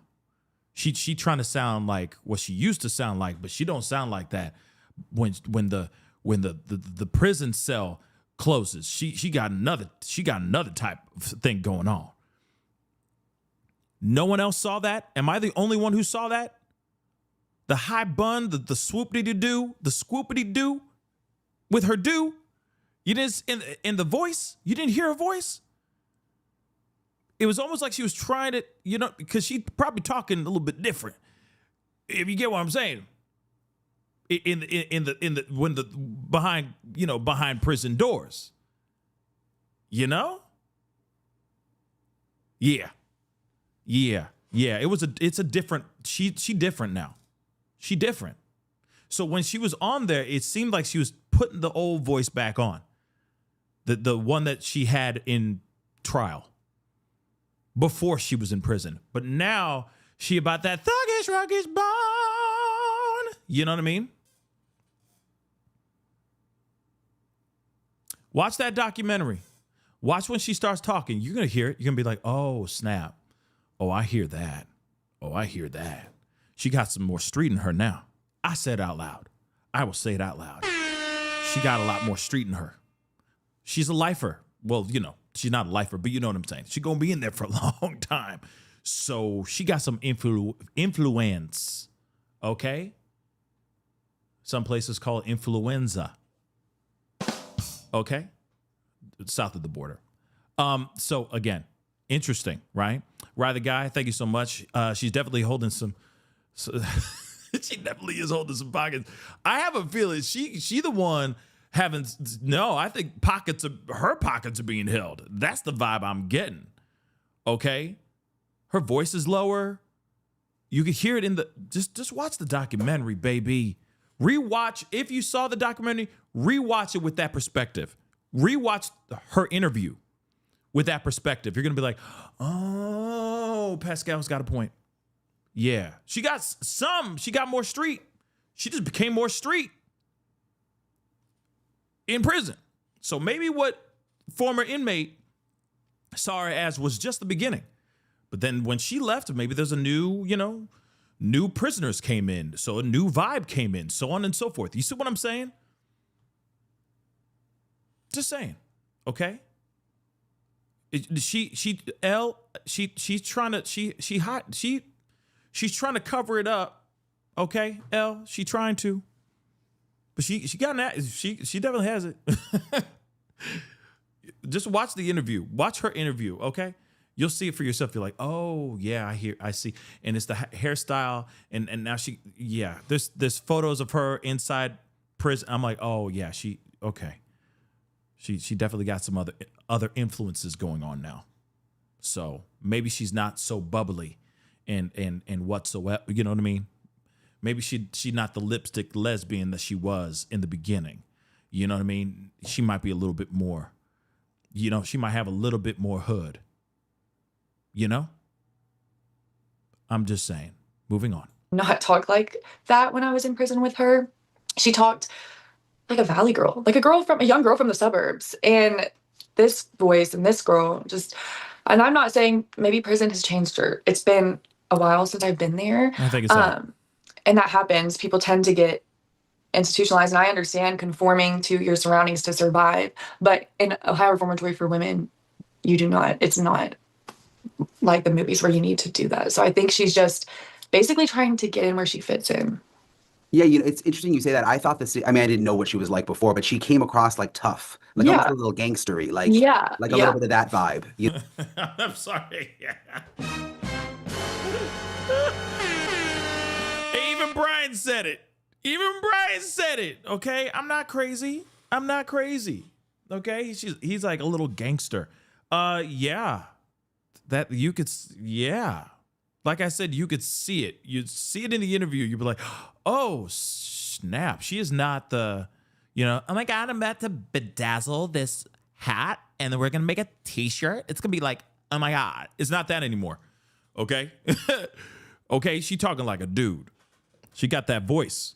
You know what I'm saying? All she needs is a neck tattoo and she good.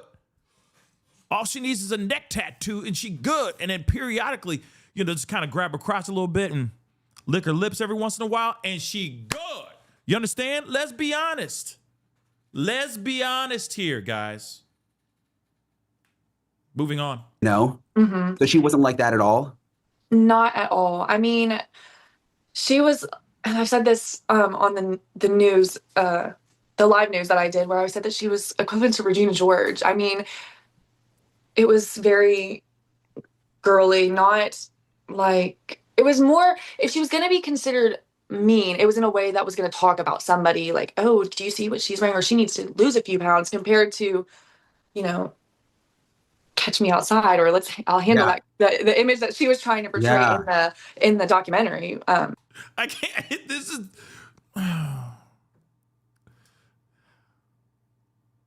I'm sorry. Let that sink in.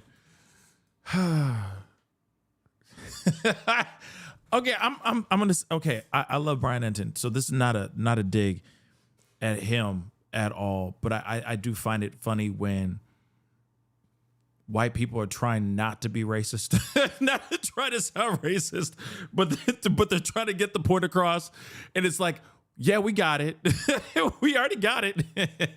Nobody else see. Okay, I might be the only one who sees that, but I'm like, okay, we got it. Like we got it. Okay. You had me at gangster. You had me at gangster. You know what I mean? Oh boy. Okay, we get it. She hood. I can say that. I get it. I know that this gets a little weird, for white people to try to say it without actually saying it, but they don't want to say it because then they sound like something that they don't want to come across as, so on and so forth. You get what I'm talking about. Okay, white people, my white friends, okay, family, okay, that are watching the show, much love to y'all.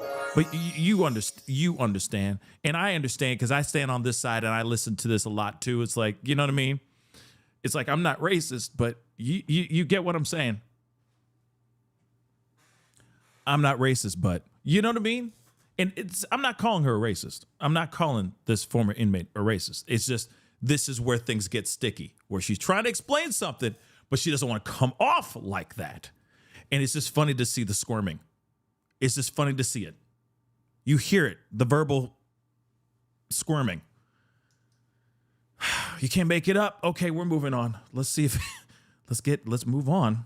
Nobody was ever afraid of Mackenzie, or thought that she was capable of doing something, or that she was this big, hard gangster. Yeah, that's so interesting. I'm sorry. But like based on, and I'm just curious your opinion because you've interacted with her, you've been in the prison, you've seen her, you've talked to her. There's this debate like, did she do it on purpose or not? The crowd. I mean, do you have a feeling about it? God. I have a theory, and again, this is all just my opinion. I don't know. I wasn't in there. I wasn't in the vehicle that night. None of us were. And like with all the evidence that's came out, I think it's kind of hard to say that she did not do it on purpose. I know a lot of people say, well, they forgot to leave out that she went down this route 7 times prior, or that she never went down, or that she had threatened this before. I don't think that evening or a week in advance, she said, on this night, I'm going to run my vehicle into a car. I think what happened is something happened at that house before they left. And whatever it was is what resulted in them leaving early in the morning. Some kind of argument, either Dominic was leaving her or Mackenzie found something out about Dominic, or they got into some argument, and Davion, sensed that something was going wrong. He wanted to be there for his friend. He wanted to make sure everything went smoothly to the best of his ability. And so he went in the car with them. And I think he thought, maybe Davion thought that he could de-escalate the situation. And unfortunately he didn't. And I think it just kept getting more heated during that drive. And she made that split-second decision. I don't believe that either she thought that none of them were going to survive, or maybe she didn't realize that any of them were going to pass. That she just thought everyone was going to get shaken up or a little injured. But that's just my theory. That's all, just speculation from me. Again, I don't know. None of us will know. I don't know if we ever will really know. I wish that she could come to her senses and, at least give the victims' families some closure, because I think they deserve that. I think that she 100% remembers what happened that night. Yep, I agree. I think that she'll continue pushing that until it clicks in her mind, like, oh, I'm not going to get out anytime soon. Because she walked around that prison like she was going to get out. We've heard some of the phone calls where she is still thinking, oh, I just have to be here for another year fighting this or doing this appeal, and then the appeal gets denied. Like, so I don't know. It's a lot. Maybe that's a coping mechanism, like knowing you're going to be there for so long, just you have to think something. You know what I mean? Yeah, maybe for her, I don't know, because I was incarcerated with others that they just accept it. I was incarcerated with a girl very same age when she was sentenced to 27 years in prison, and she knew from when she was fighting her case on, she knew, I'm going to be sitting down for a while. I need to figure out how I'm going to survive once I get in there, of course she was sad, and she cried every day for the victim, for everything that happened. And I've spoke on that a little, because I think that's the biggest thing for me, where I'm like, I saw none of that from Mackenzie, and I've seen people show remorse. And this girl was just driving the vehicle when somebody else in the car did something. So she wasn't even like the sole perpetrator in doing what sent her to 27 years. So for Mackenzie, So for Mackenzie to have driven into this wall and been, the person that caused this and not even shed a tear, it's almost like she believes her own lies and delusions. When you're in prison, like, I'm just thinking about it, like here's something, and this is something I just have to say really quick, okay? And I get it that, on the outside looking in, you're looking at this situation, somebody's been incarcerated. One person will cry every day while they're in prison, sad about the situation that happened, remorseful, physically and emotionally remorseful over the situation. But then there's other people that will react a completely different way. So let me just say this, okay? And like I said, I'm not here to defend Mackenzie Shirilla. I think what Mackenzie did was premeditated. That's what I truly think. And I think she really did this with the intent of taking out all of them. I think she had the intent of taking herself out as well. But I think her plans changed when she woke up in that hospital bed and said, oh, my damn, I'm alive still. Right. And then she tries to play this whole thing of like, I don't remember anything that happened. No, I agree with this former inmate. I think that she remembers everything that happened. That's what I truly think. But while she's in prison, even though she's lying through her teeth, okay, lying to the face of everyone, including her parents, which we're going to be talking about her parents here in just a little bit. I'm still side-eyeing the parents as well. We can't sit there and automatically judge her for how she is behind bars. Every person that gets locked up is going to do or react differently, just like how we mourn, right? When we mourn, some people, like I've said this a million times before, okay? When you're at a funeral, some people are laughing. Some people are bawling their eyes out. Some people have no emotion whatsoever, and they're just completely just gone, stoic as hell, right? We can't automatically just say because of how she is behind bars, that's automatically a reflection of her not having remorse of what happened. Now, here's the thing. She was found guilty. She's still sitting here saying that she didn't do it. So then, of course, that's the reason why a lot of people are side-eyeing how she's been out here, how she's been acting, and how she's handling herself behind bars. But she's doing exactly, let's just say this, she's doing exactly what she was doing when she was out free as well. She's doing exactly the same thing. Nothing's changed. Think about that for a second. She's done exactly the same crap. If she was free right now, she'd still be attending parties. She'd still be going to, concerts. She'd still be dressing up for Halloween events and all that, acting like trying to move on. So again, how we were seeing her out in the free world is exactly how she's acting behind bars. Now she is adjusting to prison life and doing things that she needs to do to survive and get through her day to day. Does that automatically mean that this is somebody who is some crazy diabolical person? I can't sit there and say that. The diabolical crazy stuff was happening when she was free. Now that she's locked up, justice has been served. And now she's just back to doing the same stuff that she was doing when she was free. Except now she's locked up.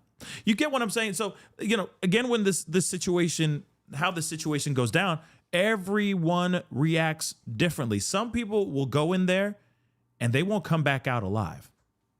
There's that too. Some people will choose a different route, if you get what I'm saying. Some people will just try to, put their head down and just get through it. Some will just cry every day. Some will be laughing about it and making jokes about it. I know that sounds jacked up, but people do that. Self-deprecating jokes and all that just to kind of get through it, right? Some people rather laugh than cry, right? So that's possible too. So just because of how she is behind bars, that doesn't automatically mean it's the stuff beforehand. Now we're seeing, no matter what, she's just somebody who is completely disconnected. She is completely disconnected. I don't know how she does it. I don't know how people do it. But to me, that sounds like somebody who is a sociopath. That's what it sounds like to me. But we're just seeing a sociopath now locked up. You see what I'm saying? We're just seeing a sociopath who was acting weird and making very bad choices. And I think also parents got some sociopathic vibes too, or they're just willing to do whatever to keep their princess happy. But they were enabling her sociopathic energy. And now we're just seeing it behind bars. Whilst she is trying to adapt to hell on earth, which is exactly where she should be, right? So I don't know. But I think she's doing exactly what she was doing when she was free. So should we really be that surprised that she's doing exactly what we expect her to be doing? Think about that for a second as we continue. You're with people who committed bad crimes, is it, do you know what they did? Is it how do you know who to stay away from? Or is it once you're in there, you start over fresh, kind of with people, how does that work? So one of the things that you learn very quickly when you get into prison, before you even get into general population, is that you don't ask people what they're in there for multiple reasons. One, because you could cause problems with somebody, it's kind of just considered disrespectful. Yeah. Two, because you could get Trigger really close to somebody. somebody before knowing what they did, and then you'll never be able to look at them the same again. And it's just like you're not, like I said, so you're not supposed to ask, but if it's a big high profile case or if it's something really drastic like child crimes, you find people tell you that. We have on our jail issued tablets the law library, and you can look up cases so people can look you up, or a lot of people will call their families and say, oh, can you look up why this person is here? Can you look up why so and so is here? And they'll tell you, and it's just, I mean, again, I think people have this image that when you go to prison, if you did this or if you did this, you're gonna get beat up, or somebody's gonna do something to you. And I don't want to say unfortunately, but women's prison is not like that. So I was under the impression with the people that did child crimes would have a really hard time. Things that they've done, things to children, would have a terrible time. And they were more protected and more, held up there than anybody else in the prison, surprisingly. That's surprising. Well, I appreciate the info, Kat. Is there anything else I left out you think is important with Mackenzie? I think it's important to just remember, the victims' families out of all of this, because I know this is bringing a ton back up for them. Every time it kind of dies down, something happens to bring it right back up, and they're having to relive that all again. I've spoke to Christine Russo a couple times, Dominic's sister, and she's really, she's glad the truth is being exposed on what's really happening, and she's continuing to try and get justice for her brother and Davion. So I think just remembering there were, victims involved and victims' families involved is really important. Well, thank you, Kat. I think, listen, because we got a little bit more to go. There's a bunch of other things we got to look at here. But I think that interview is very interesting. And I could see both sides of the situation. I can. As much as I think the girl is absolutely evil, I think she's evil as hell. And I think she had some serious sociopathic issues way before she even put pressure on that gas pedal. Yeah, I said it. I think that there was pure signs of bad from this girl way before she plowed that car into that wall. That's what I truly think. I think that there was a lot of other things going on other than just the toxic relationship that she was having between her and Dom. There's some other things. It's interesting because there's some other things that happened that were being said in the interview with her that I think are very telling, in my personal opinion. I have a theory that might be a little insane. I'm sure this theory has been exercised quite a bit, but I have a theory. And my theory is that oh,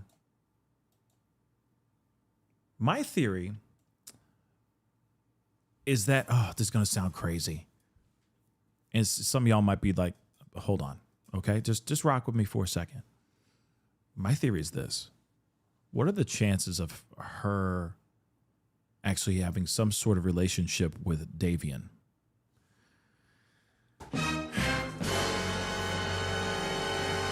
Because there was an interview that the interview part, which is from this documentary, from the Crash Netflix documentary. Okay. Now, hold on. Let me get this really quick. Tyler, thank you so much for being a member for over 39 months. Damn. Life in prison does a lot of things to people. Yes, it does. Okay. Yes, it does. It most definitely does. And then you're going, F it. I'm here. I'm not going anywhere for a long time. I might as well make my life happen. I might as well do what I need to do now to get by. Now, here's the thing. This is all I'm saying is there's just something that she says in the interview, in her interview part of this Netflix documentary, where she talks about Davion. She says something, and again, may they rest in peace. I'm not trying to murky, I'm not trying to muddy up the water or anything like that. I'm not. all I'm saying is there's just something that she says in the interview that instantly in my mind, I was like, wait a second. Could there be? Nah, that kind of thing. All right. But she did say something about how she met him and, you know, he was living with them for a little bit and he was a really nice guy. Right. But it's the way that she said it. I don't have the clip. All I'm trying to say is that there was something that she said that just sparked something off in my head, right? And I was like, ooh, maybe? Now, it could be wrong, but it's something that did grab my attention. And I said, okay, maybe it's a possibility. Maybe, we weren't in the car. So the possibilities are endless. Why would she just go and take the life of these two men? If her target was only, I know this sounds really jacked up, but just ride with me here. If her target was solely Dom, why would she go after Davian? Innocent Davian. Why would she have them both, why wouldn't she just wait another time for when her and Dom are in the car without Davian? Why would she do that? What's really going on here? Now, somebody said thruple. No, I'm not. I don't think some thruple thing. I think something, maybe. I don't know. But if you really think about it, why pour Davian with everybody else? With Dom? Why? Of course, why pour Dom too? But I'm just saying, he was in the relationship with her, not Davian. So why did Davian lose his life like that? Why was he added into this tragedy? So instantly I'm like, okay, maybe something must have happened. Or I don't know. It's clearly something happened. These two young men are gone. But you see what I'm saying? Like, it just doesn't make sense to me. It just doesn't. So I'm confused. I'm a bit confused. Right? Why? And Only M says Davian was not supposed to be there. Last minute pickup. I mean, I guess but it's just so odd. How could he be brought in there and be put in this situation like he was? Dom was in this romantic relationship with Mackenzie. And then Davian just happens to be in the car. And so he ends up losing his life too. Like, I don't get it. Then there's speculation or there's talks of her actually driving that area a couple times before the actual tragedy, right? Which also shows that there was possible premeditation, plotting this thing out before she actually did what she did. But then again, I keep asking, why Davian?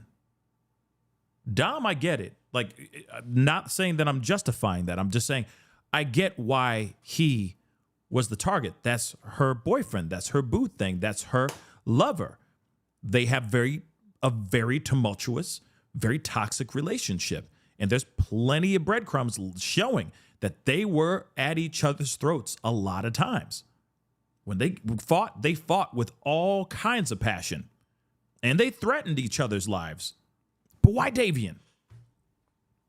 Why Davian? Why Davian? Now, here's the thing. And again, that's why I'm just like, there's a piece there that's just not mathing for me. Just to me. Okay? It's just not mathing.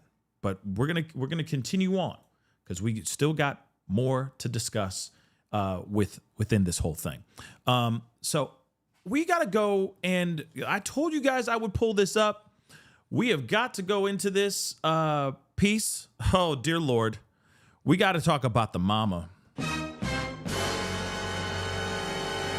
Now, mama, she's something else. Mama's something else, man. Well, both parents are something else. But I wanted us to relive her victim statement. This is right before Mackenzie gets sentenced to 15 to life sentences for the murder of Dom and Davian. This is right before that. This is such a train wreck that we have got to see this. And I'm going to tell you this too, by the way. Mommies and daddies, if you ever, God forbid, you ever have to do a victim statement for your child that's up for sentencing, but if you do, don't do it like her. Don't do it like Mama Shirilla, because this is really bad. Take a look. Can you start with your name? My name is Natalie Shirilla. I just want to say, am I allowed to address them at all? Sure. I just want to say to the families that I'm broken, sad, and lost, and my heart hurts for everyone, okay?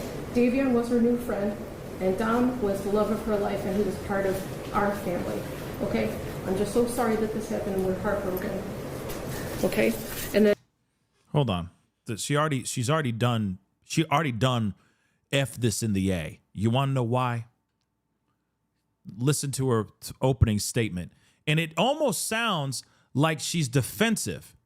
It's like, okay, we're sorry. We're sorry. This happened. This is devastating. Okay.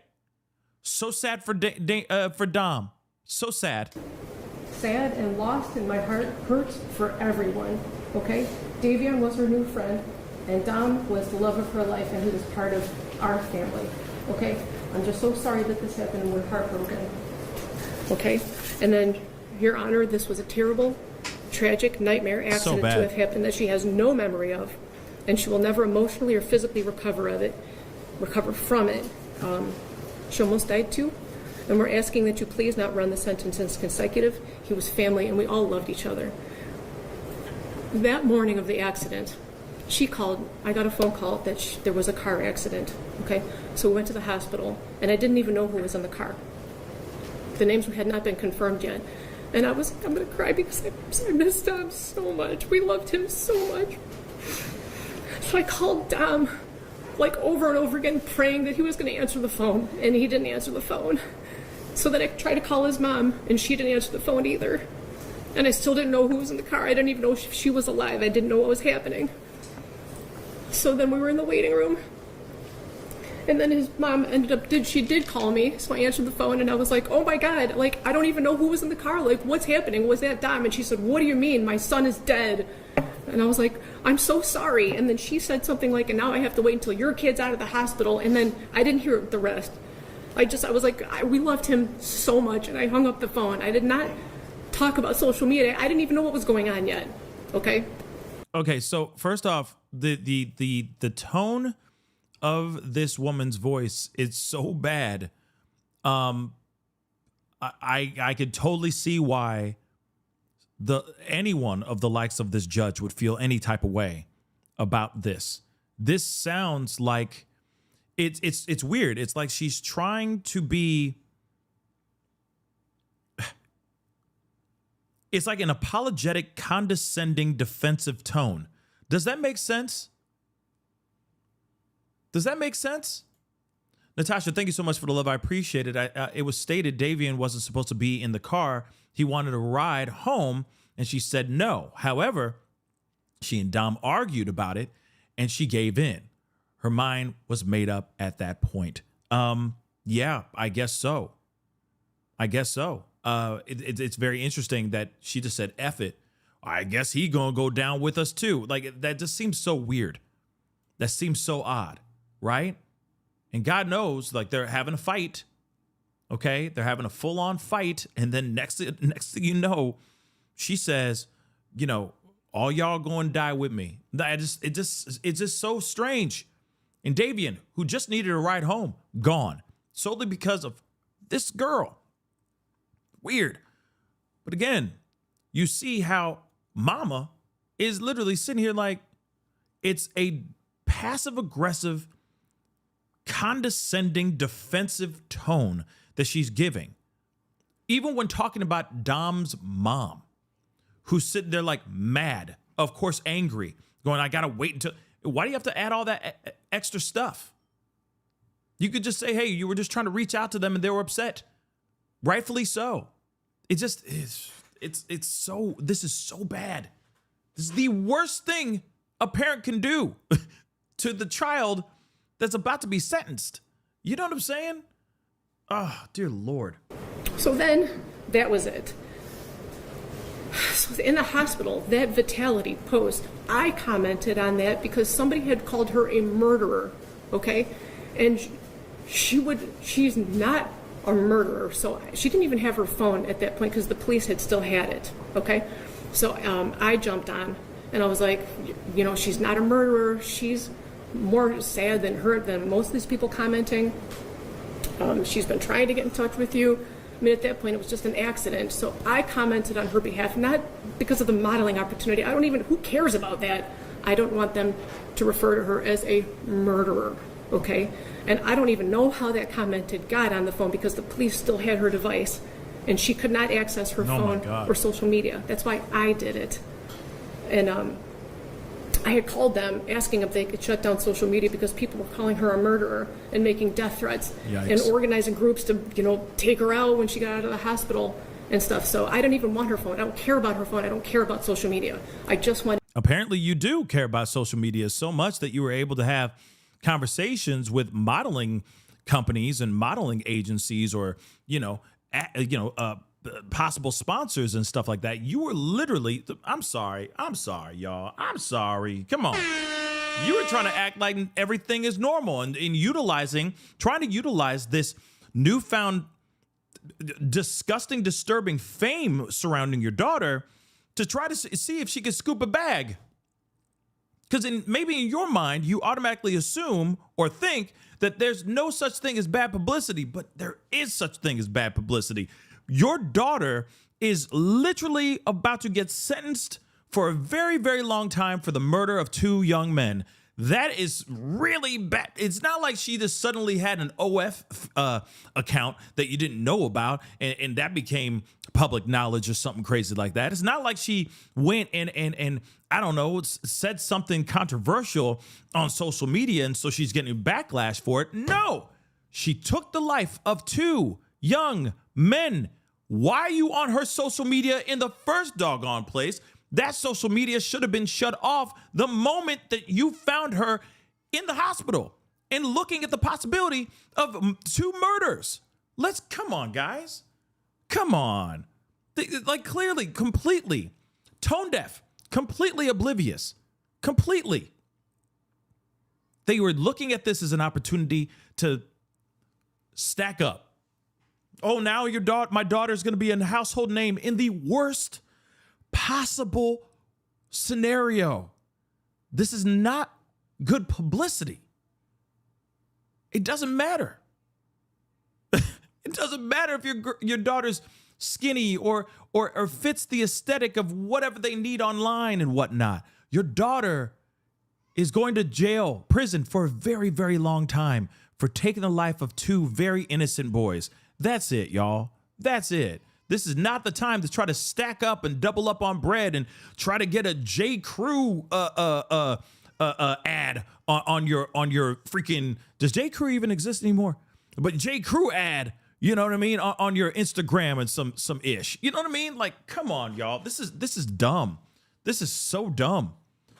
She's making this worse for her daughter. She is, period. Get them to stop calling her a murderer so that when she did come out of surgery, multiple surgeries, that she wouldn't see all these people calling her a murderer because she would never, ever, ever murder the love of her life. Okay? Yikes.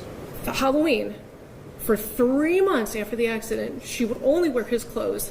She would only eat the snacks he ate. Okay. She would only listen to the music he wrote, okay? So? She was laying in bed for 3 months crying. There was a shrine of him next to her with photos and things that he liked and this flower that lights up that he got her because he wanted it to be fresh and alive forever. It's like a little Beauty and the Beast flower. Okay, she's got this shrine of him next to her.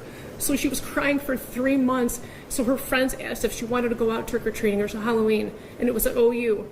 And she didn't even want to go. She said, I don't know, should I go? She couldn't even walk yet, barely.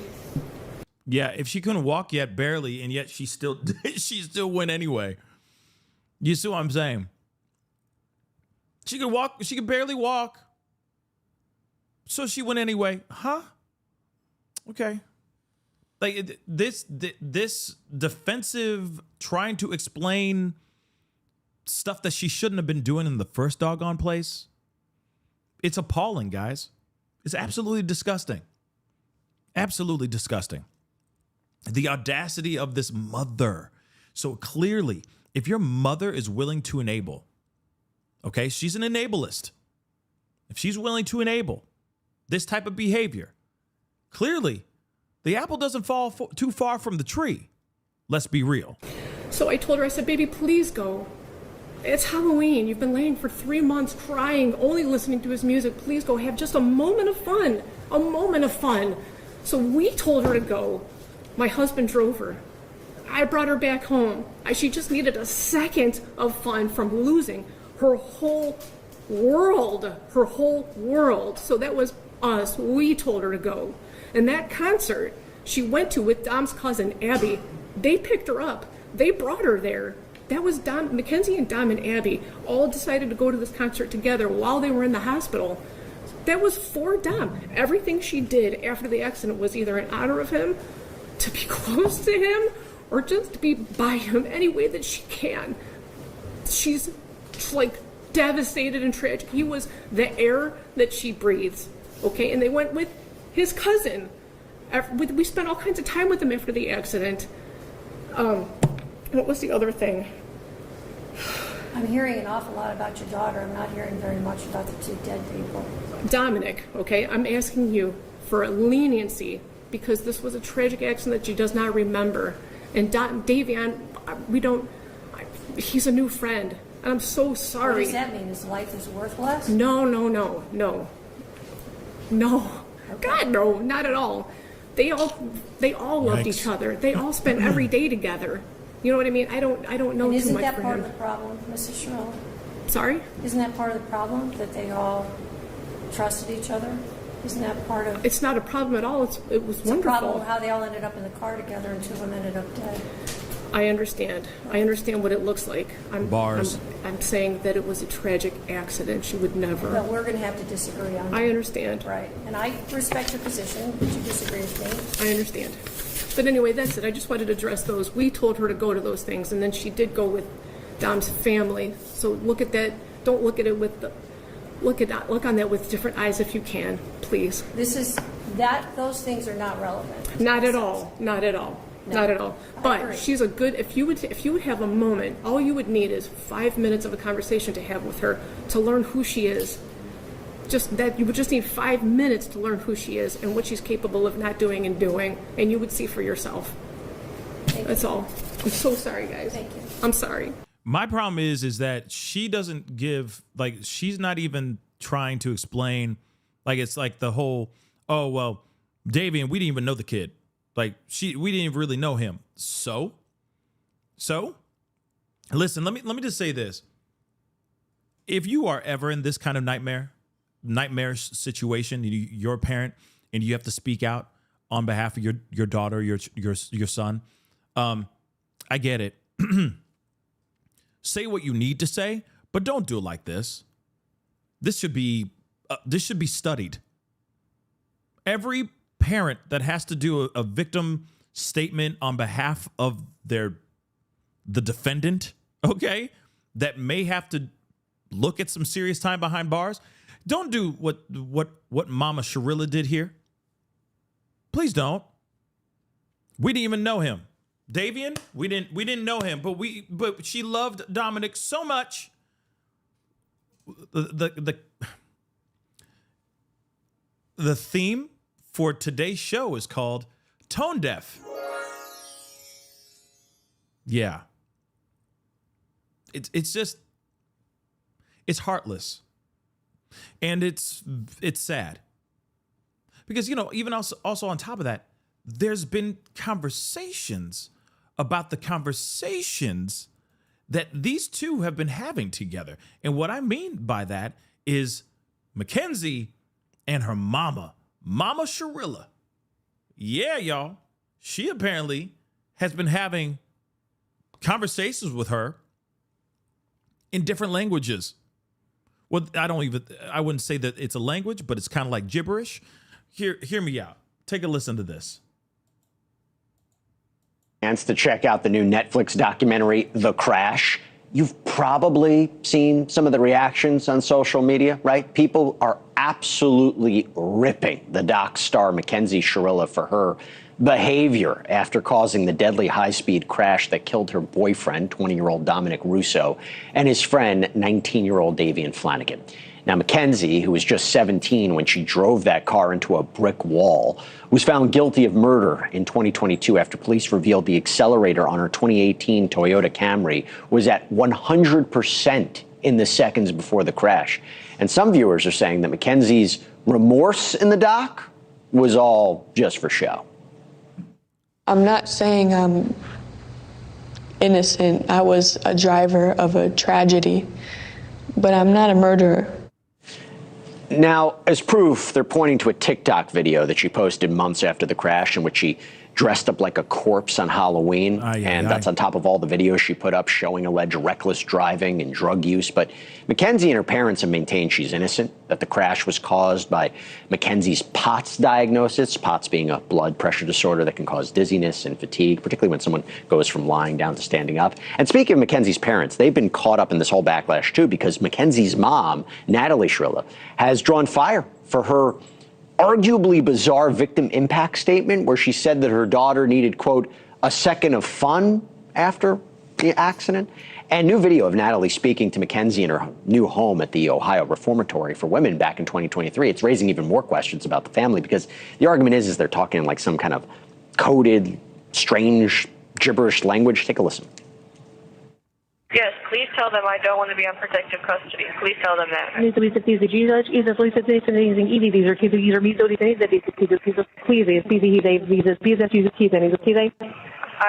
What the hell is that?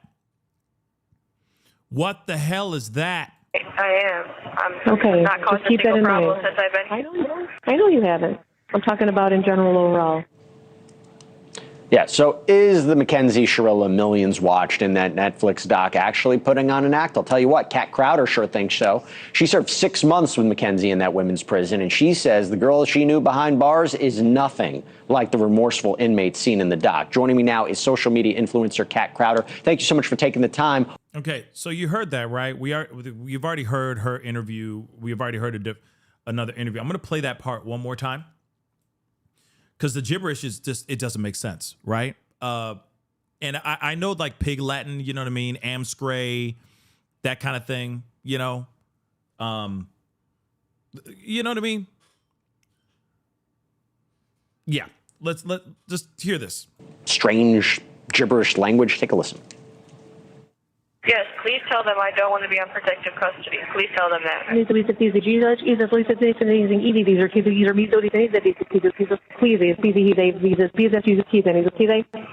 Do you realize how, like, that is insane? I thought it was like a omitted personal information, so they just kind of like, you know what I mean? They kind of scratched over the dialogue between her mom and Mackenzie. But it, like, what in the hell is she saying here, right? And why is she speaking in tongues almost to her daughter? Okay. Coded, strange, gibberish language. Take a listen. Yes, please tell them I don't want to be on protective custody. Please tell them that.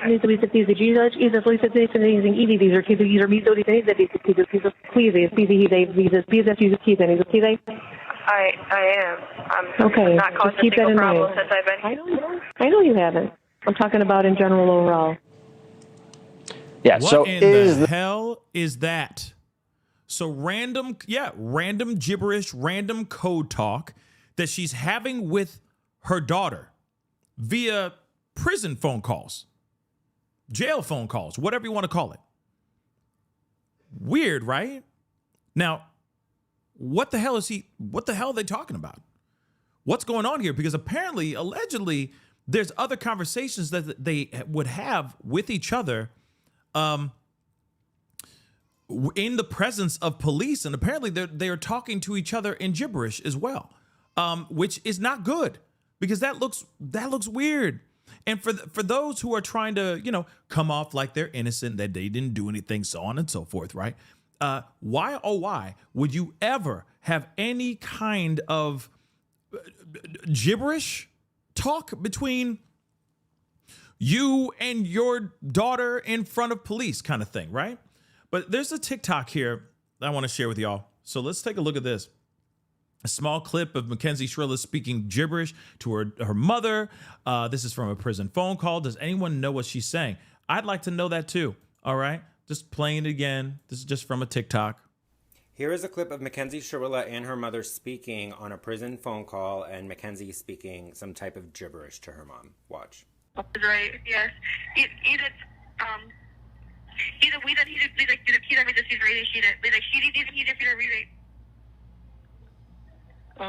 which one?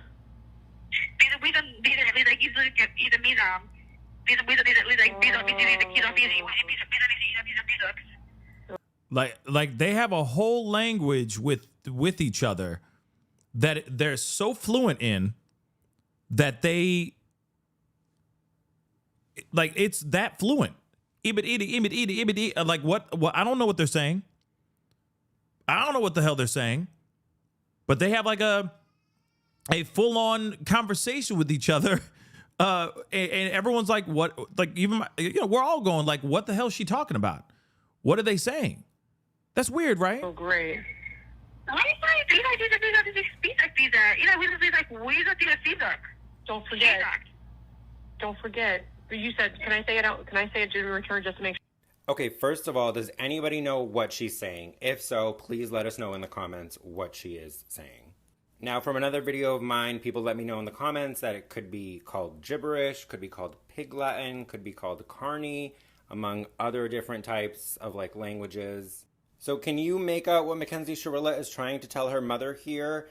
And what do you think about the fact that Mackenzie Shirilla and her mom speak in some type of gibberish language to each other to clearly hide or try to hide what they're trying to say? I think that's suspect as hell. I'm sorry, y'all. I think that's absolutely suspect. And I would assume I'm not the only one who sees this and finds this a little bit odd. Take a look at this one too. Same guy, Mansauer. Hopefully I'm saying his name correct.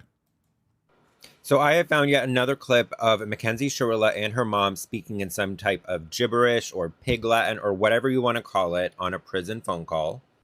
Watch this. I am.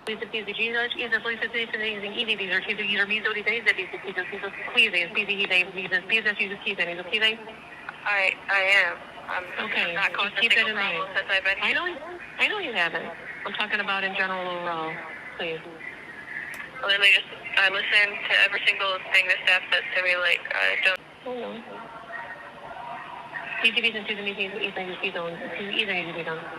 What?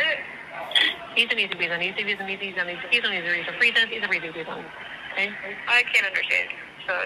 I still find it to be so strange that they're speaking in this gibberish or pig Latin, even though a lot of people in the comments say that they also know how to speak pig Latin, or I guess it's called carny as well. But genuinely, does anybody know what Mackenzie Shirilla's mother is saying here? He's still, and I understand, he's sitting there going like, can someone please tell me what the hell they are talking about? What is being said here? And I feel like this kind of language, it's an unintelligible language. You see what I'm saying? So for me, I feel like that's something that they should be turning to the mom and her and basically saying like, you cannot use this language, right? Because, it's not like they're speaking in Italian or Spanish or French or some rare spoken word. They're speaking in their own specific language that they, I'm sure, concocted and put together themselves. So some sort of linguistic expert would have to look into that and maybe figure it out, because I don't know what the hell they're talking about. I don't know what they're saying, but that is just weird that they got that, that they got that going on. That there's a full-on discussion like that. I find that odd. Don't you? I find that very, very odd. Okay. Now, Here's something else. I want to play a little bit of this. This is from the behavioral arts. Okay, he does like a breakdown of the interview with Mackenzie.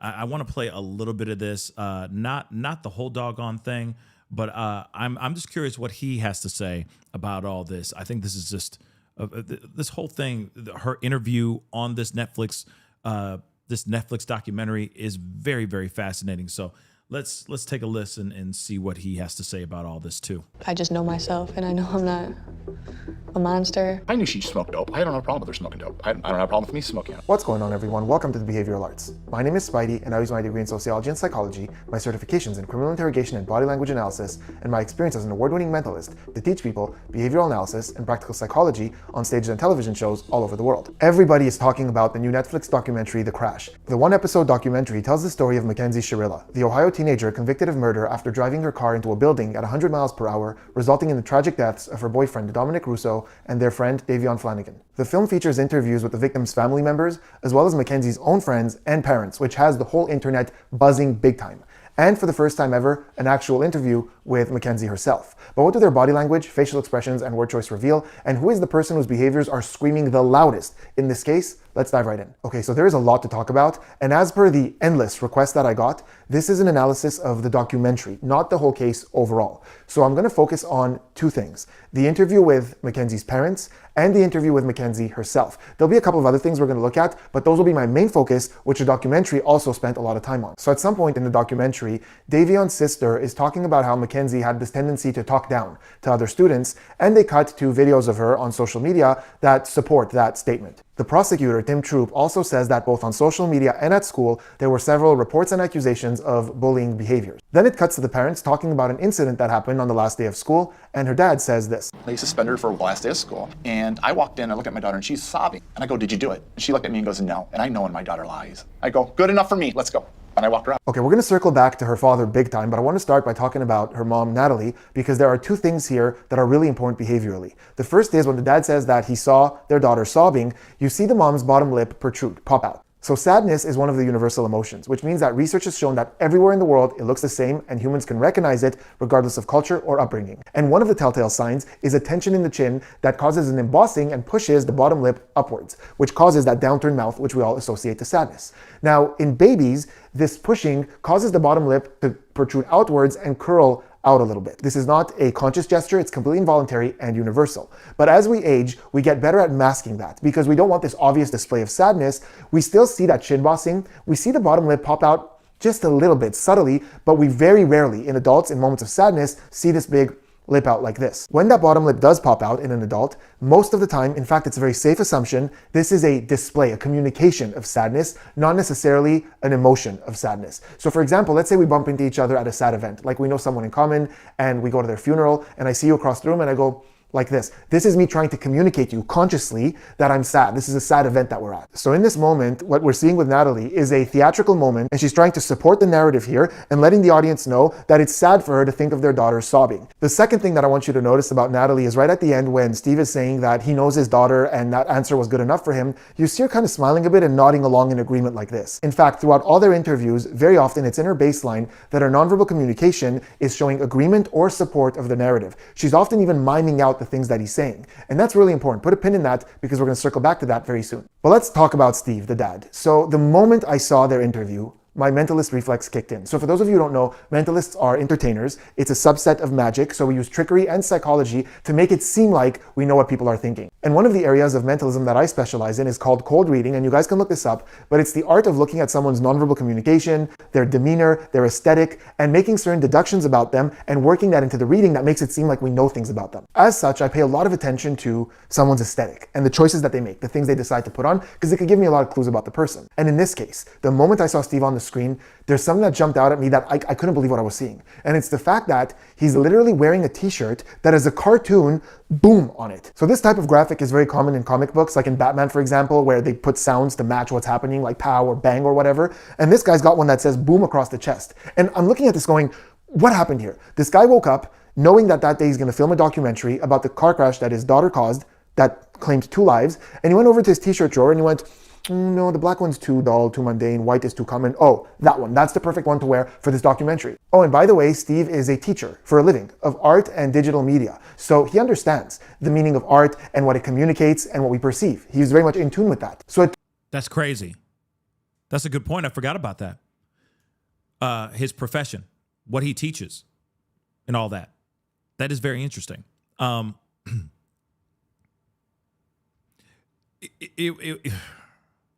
His outfit was not. His outfit was not great.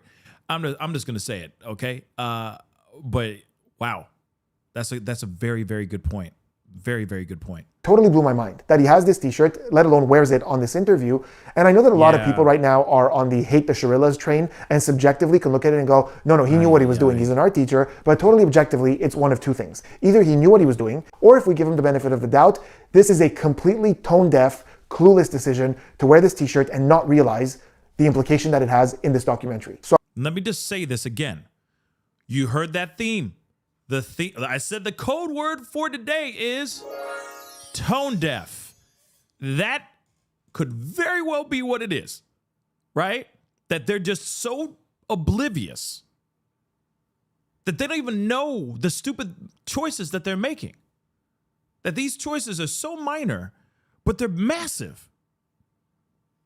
Oh, let our daughter go out and have some fun when she shouldn't be going out and having fun at all.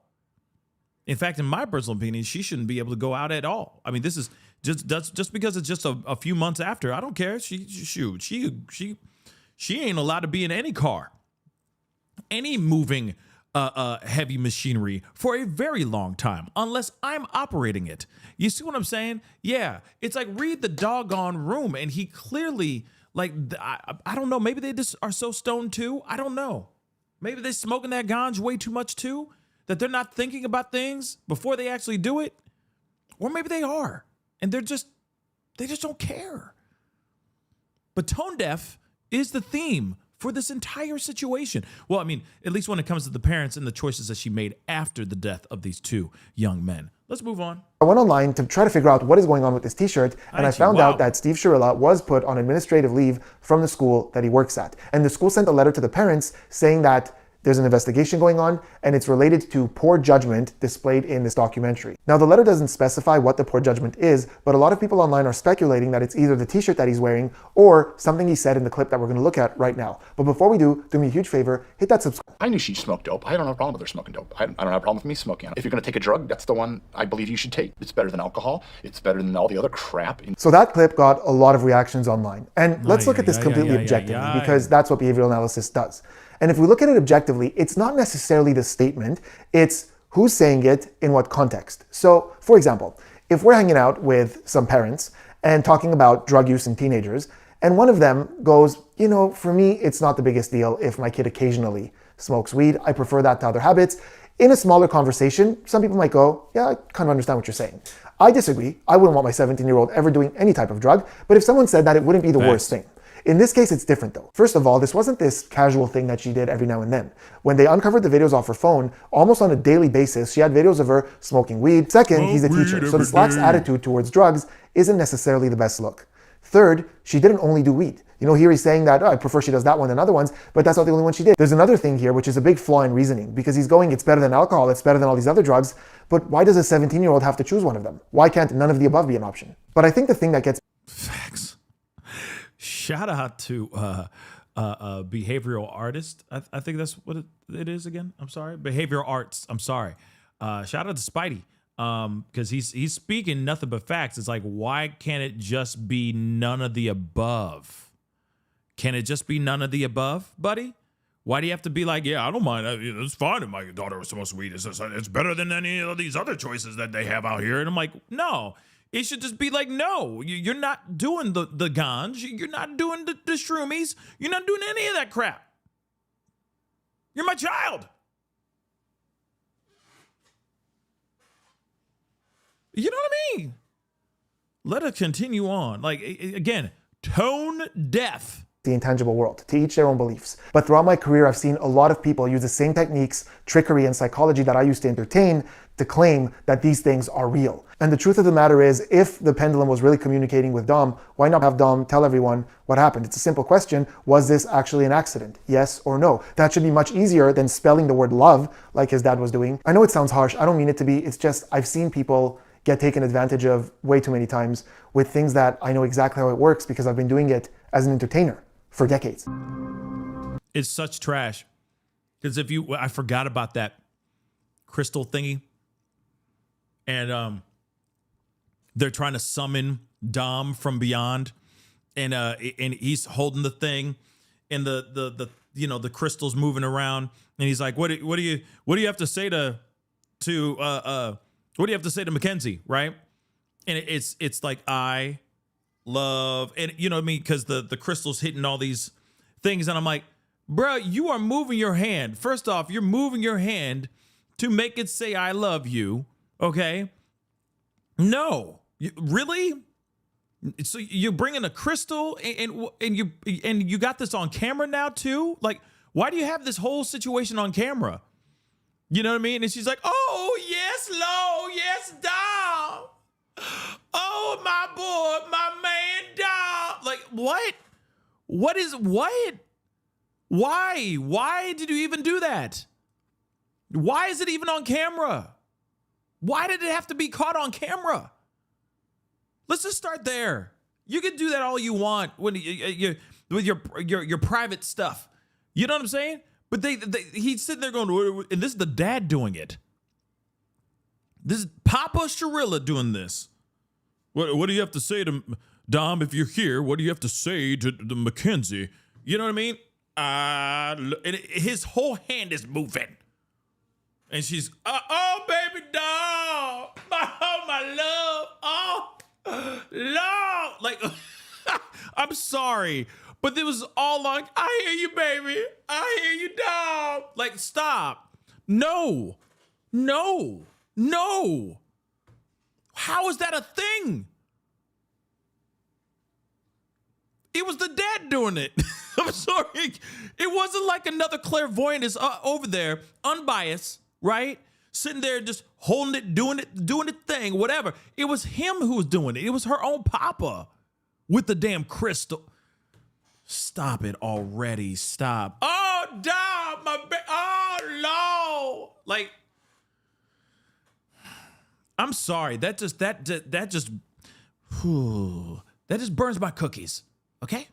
Just burns my cookies. That doesn't work for me. Okay? Hold on.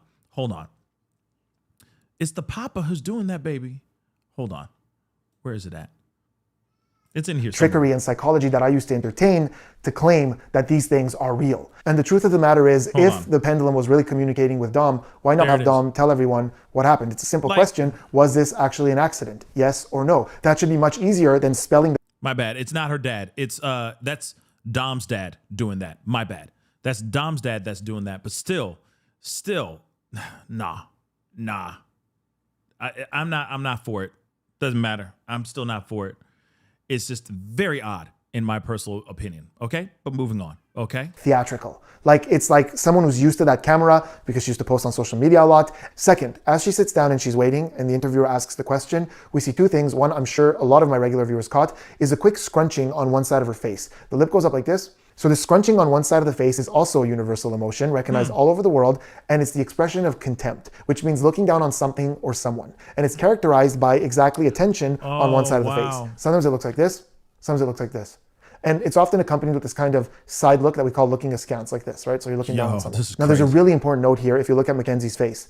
At rest, when she's not reacting or emoting in any way, you'll notice that there's a much more defined line on the left side of her nose than the right side. So it stands to reason that it's part of her baseline, and the way that she communicates that often this side of the face goes up. It's important to note with Mackenzie that several of her classmates and an inmate who had some experiences with her have said that she had very condescending behaviors and a Mean Girls vibe. And they even compared her directly to Regina George from Mean Girls. So it stands to reason that someone who does have that contemptuous attitude will often have that face of contempt to the point where it causes that aesthetic. The exact same way that people who are very empathetic end up having a lot more wrinkling here at the top of the forehead because those eyebrows go up a lot in empathy, so it causes those wrinkles to become more prominent. Or someone who's very sad throughout a long time of their life, we start to see that musculature with the eyebrows drooping like this. We see it on their face at rest. So it's possible that a certain emotion causes a certain aesthetic. It's also possible that she just naturally communicates this way because of the musculature of her face, and it causes her to add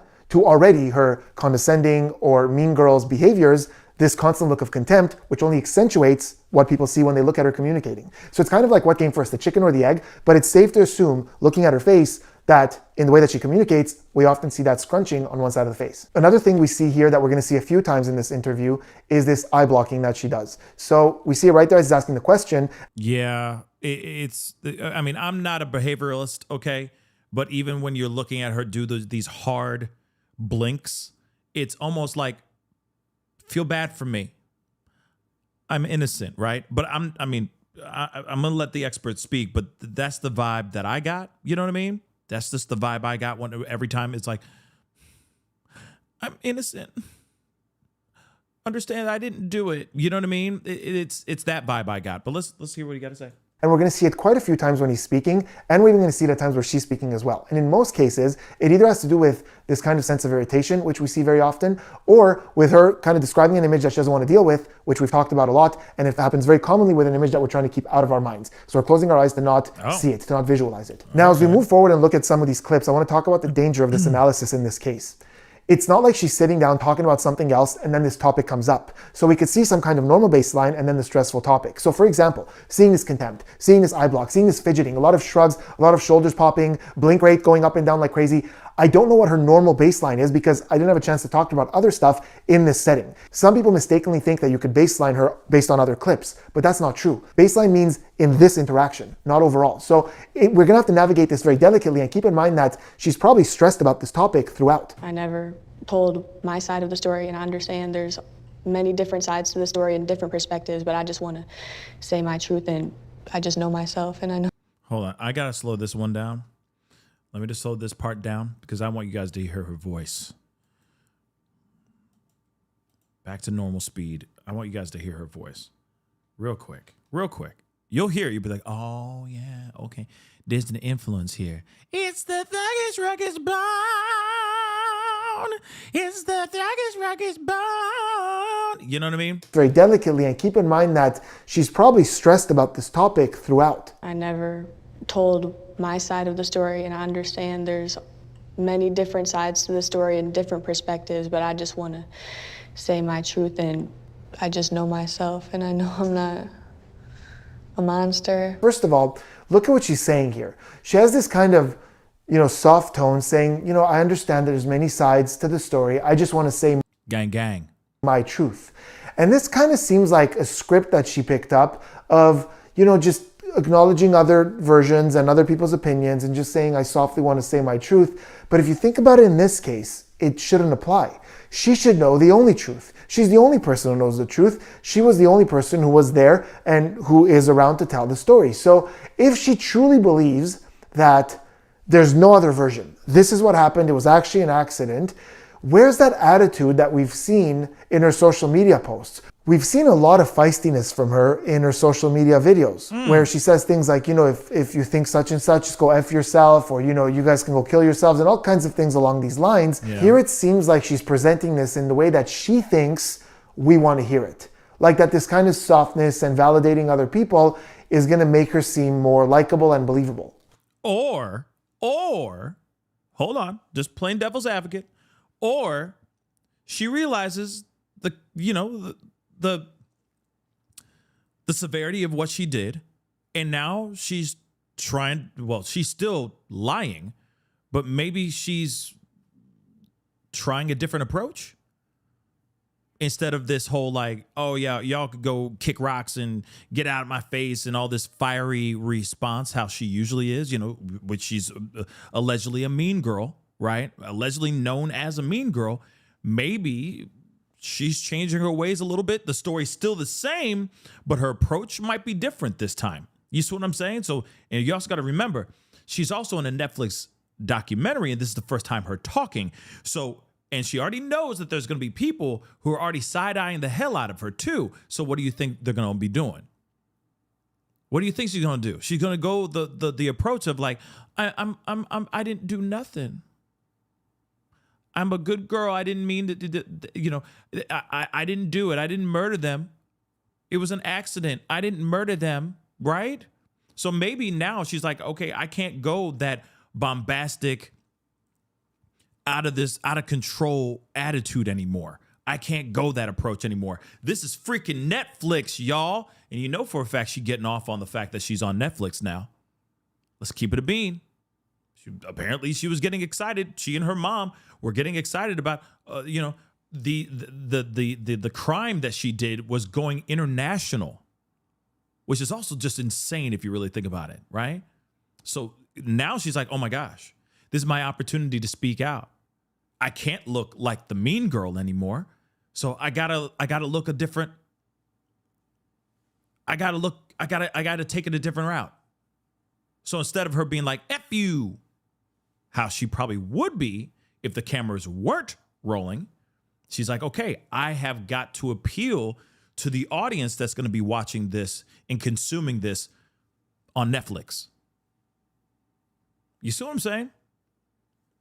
So, two things could be true at the same time, right? The most visible shift we see in behaviors is right at the end when she says, I know myself and I know I'm not a monster. And we see this kind of scrunching as she says that. It's funny because in the research, we know that the eyebrows coming down happens universally in 2 cases a lot. It's not the only things that could cause this, but very commonly either associate to a negative gesture like in anger, the eyebrows come down. And this is because they're coming down to protect the vulnerability of the eyes. As we try to assess, they protect the eyes. And the second place we see it is with deep focus or concentration. If someone's trying to think back or trying to remember something, we very often see the eyebrows come down. And for the longest time, I was so confused as to why these 2 things are connected. A lot of things that are associated to anger, like tension in the jaw, also happen in deep focus and concentration. And it all clicked for me when I read a study that said that the eyebrows coming down indicates that we have a problem. And that's such a great way to remember it, because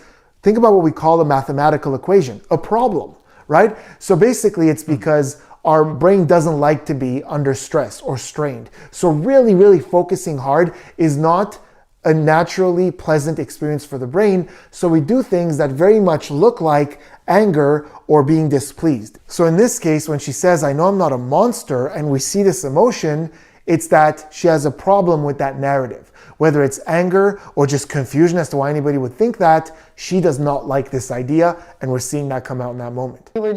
There's something about it that just comes off like, I don't understand why you guys don't believe my lie. That's how I interpret it, that body language. Obviously, I'm looking at her. I'm not sitting here going like, maybe she didn't do it like with malicious intent. Maybe it was an accident. No, ain't no way I'm looking at her in that way at all. I am not looking at her like that. Maybe some of y'all are. Maybe some of y'all are still thinking like, hey, she was just a teenager.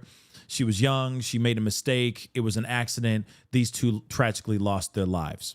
And she just happens to be lucky to not be hurt, to still be alive. But nah, not for me, dog. Something about this tells me that she had planned to do this. For whatever reason she did. Maybe it was to get some sort of clout. Maybe it was more than that. Maybe it was beyond just her anger for Dom. Maybe it was for some sort of clout. Get some sort of recognition in her weird, demented, messed up mind. I learned so much in that Netflix documentary. I mean, I'm planning on watching the Hulu documentary here in probably during this week or maybe tonight, depending on how long it is. But there's so much that I learned in that documentary. I mean, yes, there's more that I wish that they could have expanded on. Definitely, there was things that they could have expanded on, in my personal opinion, and maybe they expand on it in the Hulu documentary. But something seems a bit weird. I mean, we've seen people who do things for clout, and I don't mean like Future. doing their thing for clout. I'm not meaning like, I'm talking about people who will go and unalive somebody to get a few clicks, or people who will say that they're dying of cancer when they're really not dying of cancer at all. Or they'll make up certain stories just so that they can get some clicks and some views, or to add drama into their lives. Now, I'm not sitting here saying that she did all that thinking, ooh, this is going to be a high profile case and, I'm going to be a star from it. No. I honestly think that I don't know. I honestly think that she drove her car, or that car, into that wall to delete.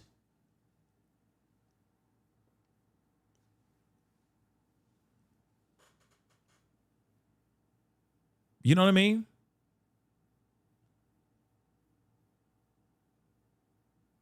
That's what I think. And then she's like, whoa, I'm still alive. And then even afterwards, it's like, of course, the town is reacting. People are tuning. People are flooding to her social media accounts. Did I say Future? I meant Offset. My bad. Offset. Do anything for clout. My bad. My bad. Thank you. It's been a long time since I've heard that song. But anyway, Offset, I meant. Do anything for clout. But everyone's flooding to her social media accounts. And if you notice that even after she was in this accident, she's taking selfies, and she's posting photos of herself, these selfies online, and blah, blah, blah. Because for a fact, people are flooding to her account. People are seeing this tragedy and going, oh, bless her heart. What happened here? You know what I mean? Off to cheat. Yeah, Offset, off to cheat. No doubt. But you see what I'm saying? It's this whole thing of like, well, now I'm getting more viewers. Now I'm getting more clout. Look at what the mama was doing. Look at what Mama Shirilla was doing. She was going and still flooding over to her daughter's Instagram or her social media accounts, because people were also flooding to her accounts, calling her a killer, calling her a murderer, calling her all kinds of different things. But instead of the mom doing the right thing, which would be to mute or turn off her daughter's social media account, she kept it on. Then all of a sudden, some account, some brand suddenly reaches out to her and she's like, oh my God, we love your brand, blah, blah, blah. Why are you doing that? Why wouldn't the mama shut down her social media accounts immediately? Because she wanted her daughter to continue building that clout. Why do you think that this girl is doing an interview on Netflix in a Netflix documentary? Think about that for a second. Why do you think she's doing it? You really think she's doing it to, at least I'm looking at it like this. You really think that she's doing it to get her voice out here? To get her side of the story out here? Or do you think it's, oh my Lord, it's Netflix, and they're asking me to be on their documentary, and I get a chance to say my piece? When that's exactly what that trial was for.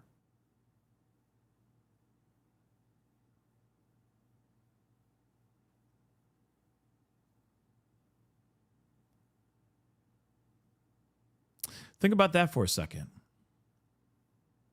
So as much as she's sitting there all, she sits down in the chair. You saw how she sat down in the chair. I'm here, bitches. You know what I'm saying? Sorry, earmuffs, kids. Okay. Yeah, now you're gonna blame me because your daughter is going, Mommy, what's bitch? I'm sorry. But at the same time, she's like, I'm here, right? Here I am, bitches. We don't need to hear from her. That was what the trial was for. But yet she's still in this Netflix documentary. Why?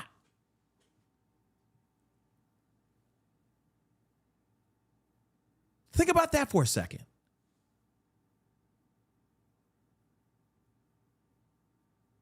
Is it really because she has remorse for what happened? Or is it just for clout?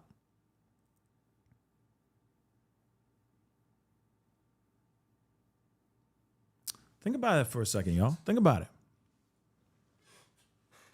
She's had plenty of other opportunities to speak out. Plenty. Netflix comes in. Ooh, it's Netflix. Let me put my hair in a skloopity-doo in a high bun and drop the accent so I can sound more like what I sounded like when I was dating Dom. Real quick, instead of this thuggish, ruggish bone. But I'm going to do it so I can sound innocent. Because if I don't, and if I start using the accent and start sounding hard out here in these streets, okay, if you're starting to sound ratchet, they're going to automatically get turned off by her. But if she softens her edges, her rough edges real quick, that she obviously got from prison, those rough edges, they ain't going to, if she doesn't soften those up, they're not going to like her instantly. Oh, damn. Oh, damn. The streets done gobbled her up. Oh, damn. The streets of prison has gobbled up Miss Shirilla, the killer. Oh, my damn. So she puts on an act.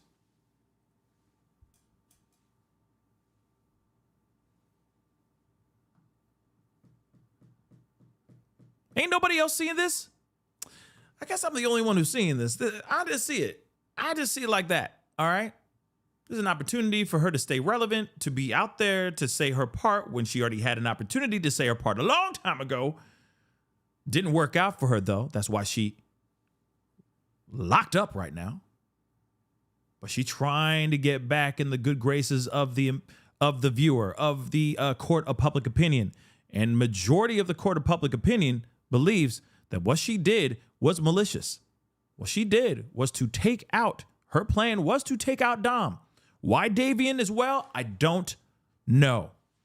But he also lost his life as well.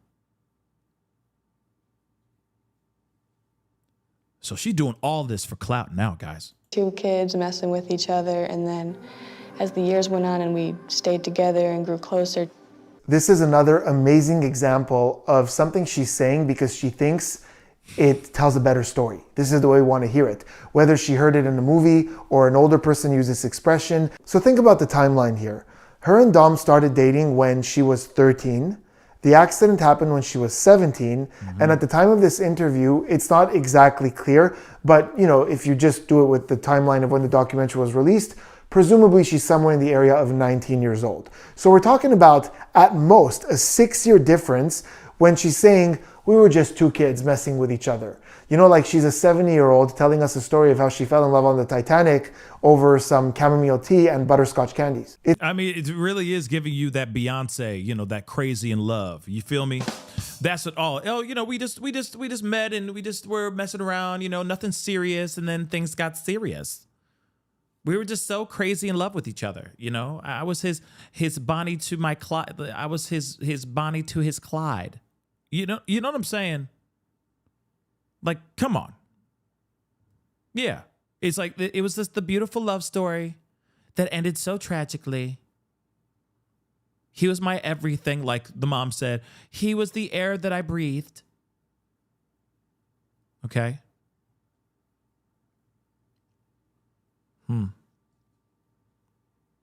She also was going off on, you know, leaked videos or audio where she's calling him a little B word and saying, you better open these doors and stuff like that. Like just straight up going crazy on his ass. Now, I'm not sitting here saying that it wasn't reciprocal. I'm not sitting here saying that it wasn't 360, that he wasn't doing the same damn thing, but that's not the stuff that was presented in court. Now, was it? It's a script. It's poetic. You know, her father teaches art. She does social media content. Yep. So there's a certain storyteller angle to her. And this is just her saying it like in a way that she thinks we're going to go, oh, how cute. You know? I mean, if you really think about it too, think about how she even presented herself. It's not like she's just no makeup, no eyelashes, no nothing, just her in a prison garb there telling her story. She's even presenting herself all done up. She's still camera ready, y'all. And yes, her whole life has been nothing but social media, numbers and clicks and views and all that. Even one of her best friends One of her close friends that still is willing to die 10 toes down for this girl, still has over like 1 million followers on TikTok. She had already had like 200,000 something followers on her social medias when she first met Mackenzie. Why do you think that they became friends? Was it for aesthetic reasons? For clout reasons? Come on, y'all. Think about it. So she's been media trained, if that makes any sense. She goes into this Netflix interview. She's telling things that sounds good. It sounds good when it comes out of their mouth. But then when you see the information, when you see the proof and you see the breadcrumbs, you're like, oh, damn. No, she trying to sound as innocent as she bloody can. But nothing can deter you from the fact that she did something very evil. And she was very bad way before the accident even happened. Just something to think about. No, it's just a narrative. Did you ever feel in your arguments with Dom rage that you couldn't control? Okay, two things here real quick. Once is at the moment where he said your arguments with Dom, we again saw that very quick scrunching on the left side of the face. This one was more on the mouth. And it felt really, really quick, almost like a quick response. So I don't know if it's this quick twitch that she's getting throughout this interview, or if it's a contemptuous response to the word argument. However, immediately after that, the interviewer says rage, the word rage, like, did you ever feel rage? And we see that eye block. So it's funny because she does that scrunch a lot and she does the eye block a lot, but here they're syncing up with argument and rage, two ideas that she doesn't want because that paints her as that monster, that she doesn't like that idea. When he says rage, we see her do the eye block, and when she opens her eyes, she looks off to the side. And this is quite common with something that we really don't want to face, and we're just trying to get rid of it. We're just trying to redirect somewhere else. So I think that she has an issue with this idea of rage. And by the way, the timing of the eye block is really important. For her, it happens the moment he says rage that you couldn't control. We immediately see it with rage. If he finished the question, rage that you couldn't control, and we saw her close the eyes like this, even look to the side like this, and at any sign of her trying to think back, that would be different. But here it's eye block, look to the side, and as we're about to see, immediately deny. No, it was never like that. It was always just like more, when we'd argue, I would get sad because he didn't really have good communication skills, and we would be cool later that day or a couple hours later. No. That is all kinds of wrong. Okay. That is absolutely insane. Hold on, guys. Something happened to my thumbnail. Let me just fix that really quick. Thank you so much for the heads up. That's weird. But no, the fact that she's like, oh no, I didn't realize that, like it was me really sad. That's not you sad. We've seen the footage. We've heard the footage. We've seen it and we've heard it. You know what I mean? We've heard the bad. It's not good. How you're talking is not you sad. That is you mad. That's you irate. In fact, it sounds like you are willing to put your hands on your dude.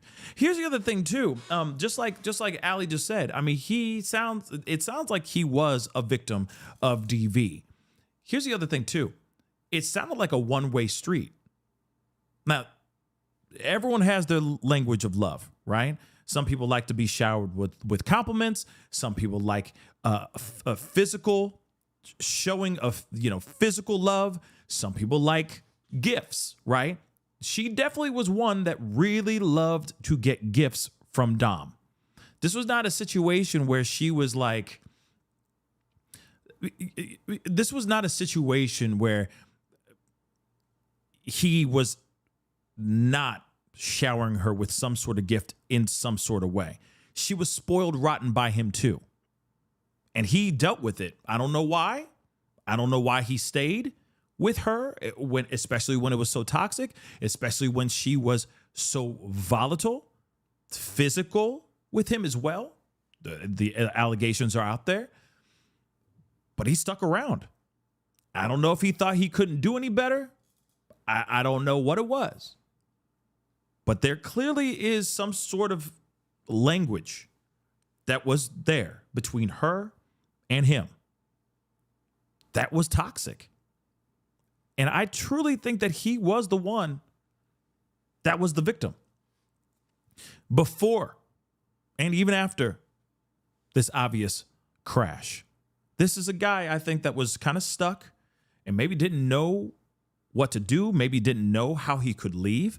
You also got to remember he was young too. He's a young cat too.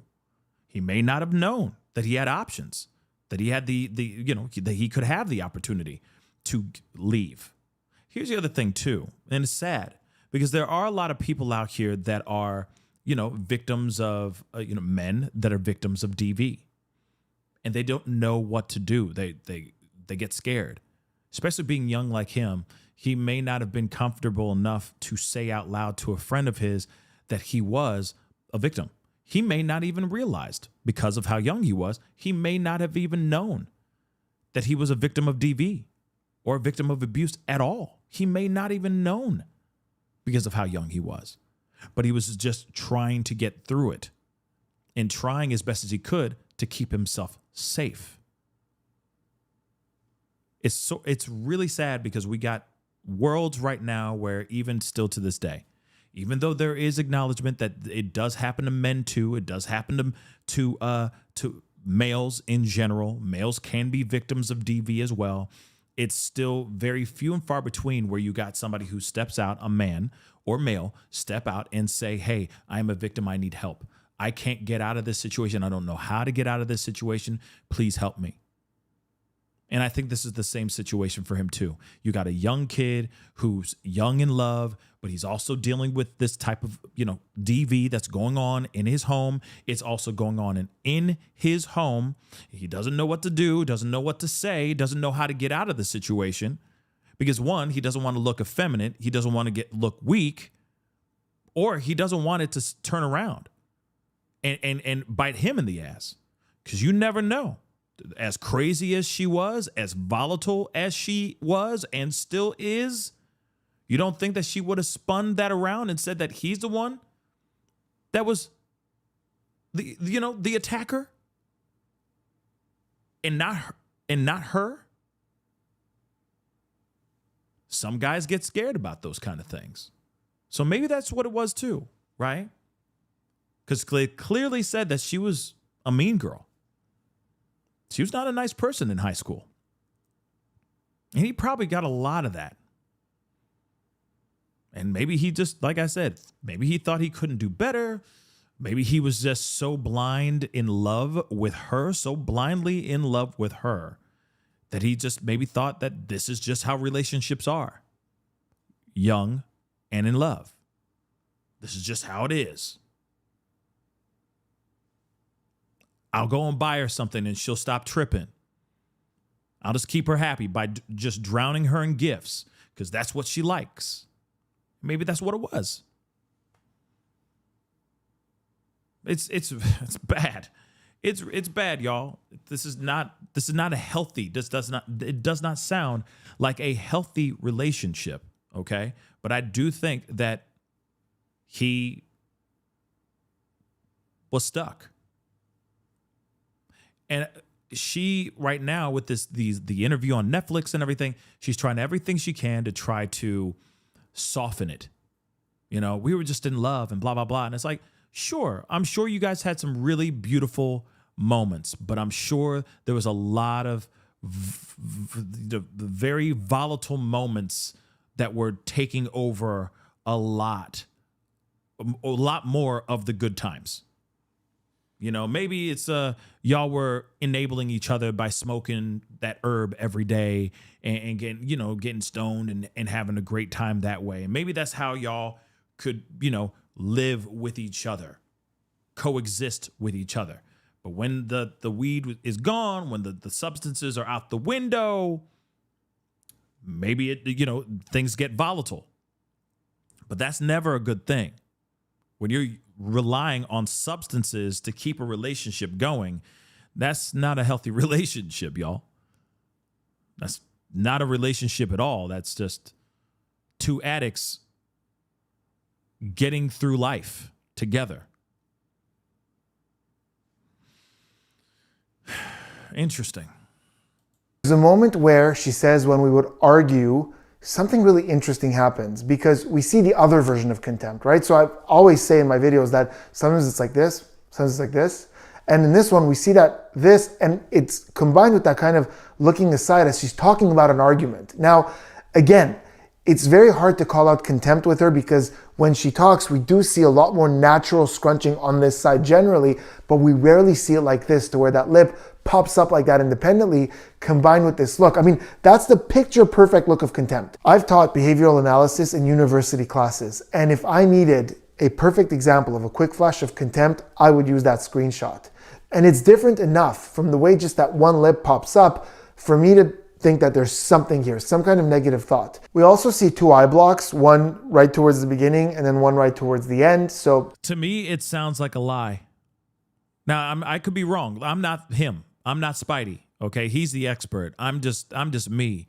The way I read it when I was watching the Netflix interview, how she's looking off to the side, and you know, I didn't see all the nuanced little idiosyncratic things that she was doing, like scrunching up this left side of her face and whatnot. But I'm gonna be real, like rewatching it again now, to me, her looking off to the side like that sounds like to me that she's trying to come up with some sort of lie. That's how I interpret it as. It's a tell. To me, she's making things up. She's lying. You know what I mean? She's trying to find ways to, how can I say this to come out like I'm still a good person and that I'm not a volatile monster like everybody else is looking at me as right now. Yeah, we had, it's not true. I was just really sad about these things. And, no, I think she's lying. That's just bold-faced freaking lying. You know what I mean? That could, again, show some kind of distancing from this topic. And right at the end, it appears like there might be a one-sided shoulder shrug, but it's too zoomed in for me to know if it's just a shoulder shrugging or if she's gesturing something with her hand, and as a result, the shoulder is moving with it to illustrate. She does every now and then, move with her hands and her shoulders a little bit, and then she'll go stretches where she doesn't. So it's hard to tell. If it is a one-sided shoulder shrug, it's something that's often talked about by Joe Navarro, the author of What Everybody Is Saying, former FBI agent and best-selling author who's been on the channel before. And he says that when you see that one-sided shoulder shrug, it often denotes a lack of confidence in what the person is saying. And they're trying to use that shoulder to kind of convince a little bit more. Oh, and by the way, we're talking a lot about contempt today. Right at the beginning, as she's saying no, we see kind of, it's not really a scrunching, but a lifting on the other side. So usually we see it on the left side, these scrunches or the lip coming up. But right in the beginning, as she's saying no, we kind of see the right side of the mouth going like this a little bit. But you'll notice this one is lacking that scrunching element. It's not causing a line on the side of the nose. With contempt, it typically looks more like this kind of thing, like you see this scrunch, whereas here it looks a lot like when we're correcting something. There's this very subtle smirk that we often see when someone goes, no, that's not quite right, like almost there. It's almost like a lip compression with a smile at the same time, but not a hard one. I really quickly want to talk about the no gesture at the end when she says would be cool later that day or a couple hours later. And we kind of see this much more subtle no gesture. So it's not like that illustrator when we talk to say like, we were really good friends, and it kind of matches that cadence as you illustrate with it.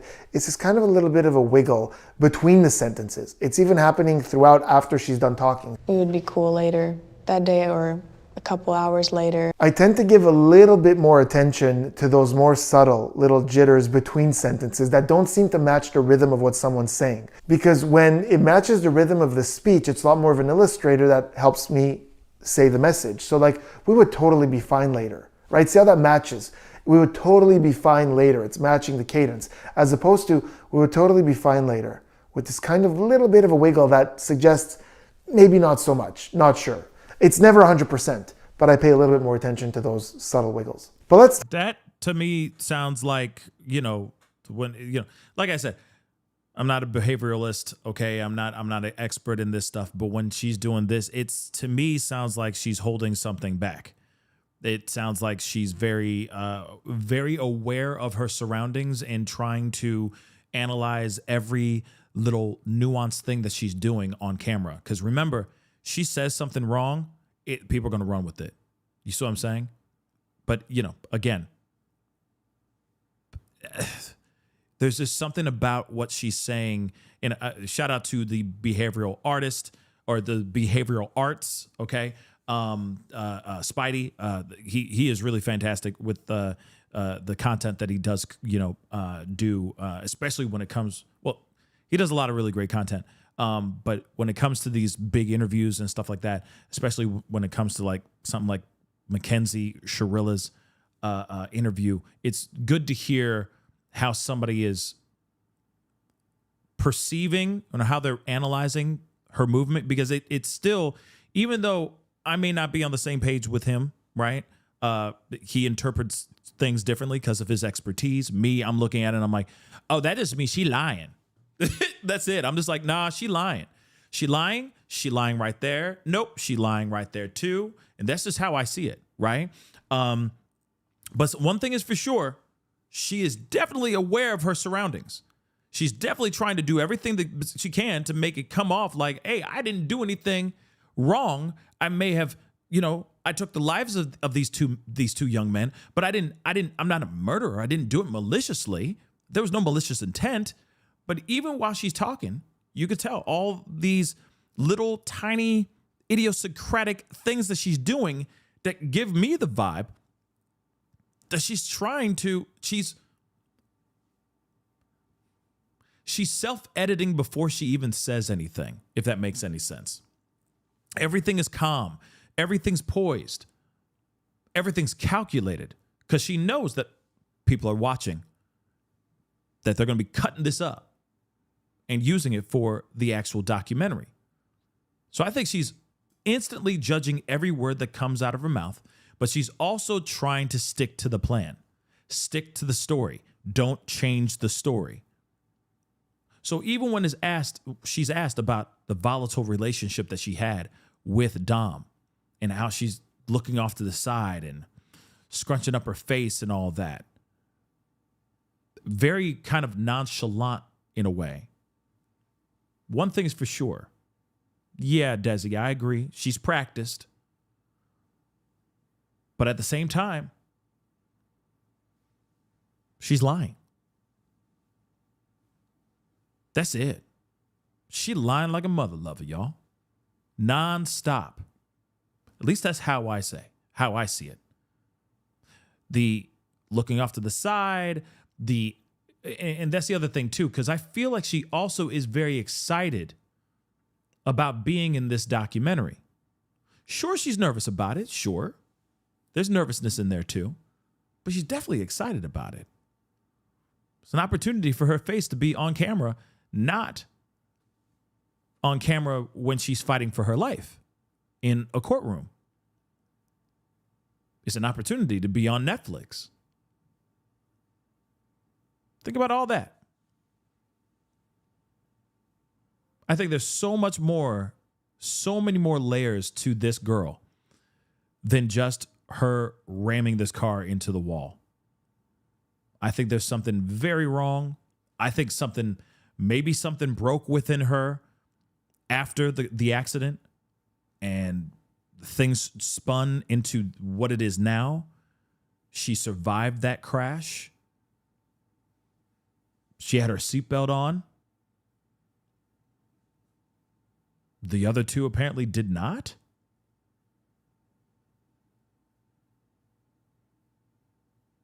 So yeah, like I said, something about this seems like she either wanted to survive, and then after it was like, ooh, I could turn this into something. I can spin this tragedy into a moneymaker. I can become a celebrity, a local celebrity off of this. And let me capitalize on this as best as I can. You know what I mean?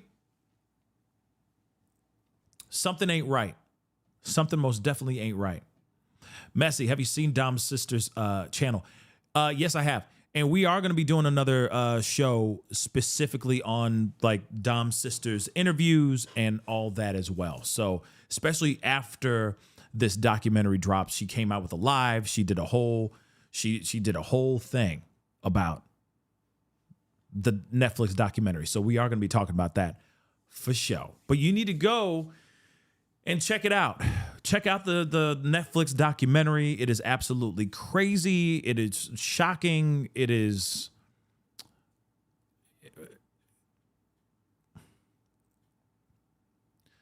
If she didn't do it maliciously, then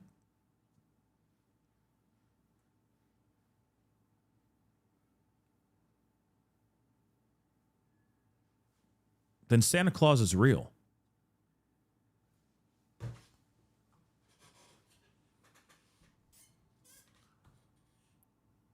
You know what I mean? If she, I'll say it again.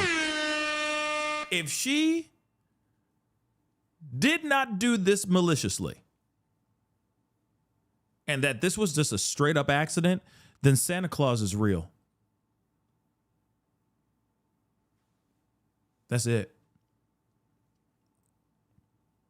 Now, do I think that she thought she was going to survive this crash? I can't tell you that part. But she did have her seatbelt on.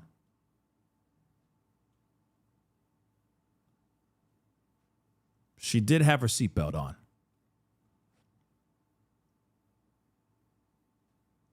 That should tell you something too. And there is some, apparently there's some footage out there of her allegedly talking about Dom, like asking how Dom is. I don't know. There's something like some people were talking about, and I need to look into it more. But something about like asking how Dom is, and people are arguing like if she didn't know, if she's waking up and coming to, and she doesn't remember anything, then why would she be asking about how Dom is, or not Dom? I'm sorry, Davian. How Davian is, after the crash. I don't know. But it is something that I've seen in Reddit chat forums and stuff like that, people talking about that too. So it is, like I said, a very, very interesting situation. And we're going to look into it more. But yeah, I think this is a very disturbed individual. I think this is a very disturbed young woman, and she's exactly where she needs to be. But we're going to be diving into this more as time goes on. But that is the show. I appreciate all y'all for being here. It really means a lot. Be sure to tune in when I get back on. I might be back on a little bit later on this evening. You never know, okay? But please do me a favor before we head out. If you appreciated the conversation, hit that like button down below. Crush it, do. Hit that reaction button if you're watching on these other platforms. If you are watching on these other platforms like Facebook, X/, Twitter, Instagram, TikTok, Rumble, Twitch, Kick, I'm on all of them. So make sure you hit that follow button on those platforms. Subscribe right here on my YouTube channel. Subscribe right here. Go to my second channel, The Pascal Show Clips. There's going to be a bunch of clips from today's show over there a little bit later on today. So make sure you're subscribed over there as well. Hit that notification bell, set it to all, so you know whenever I go live, whenever I upload, because honestly, it is random, okay? Hit that join button down below, become a member. Check out my Patreon if you want to support even further. And of course, check out PascalMerch.com. Go check it out, PascalMerch.com. We got some really great stuff over there, so go check it out, PascalMerch.com. Okay, guys, it is time to get going. Much love to you guys. Stay safe out there, and I'll see you guys soon. Be good to yourselves. Be good to one another.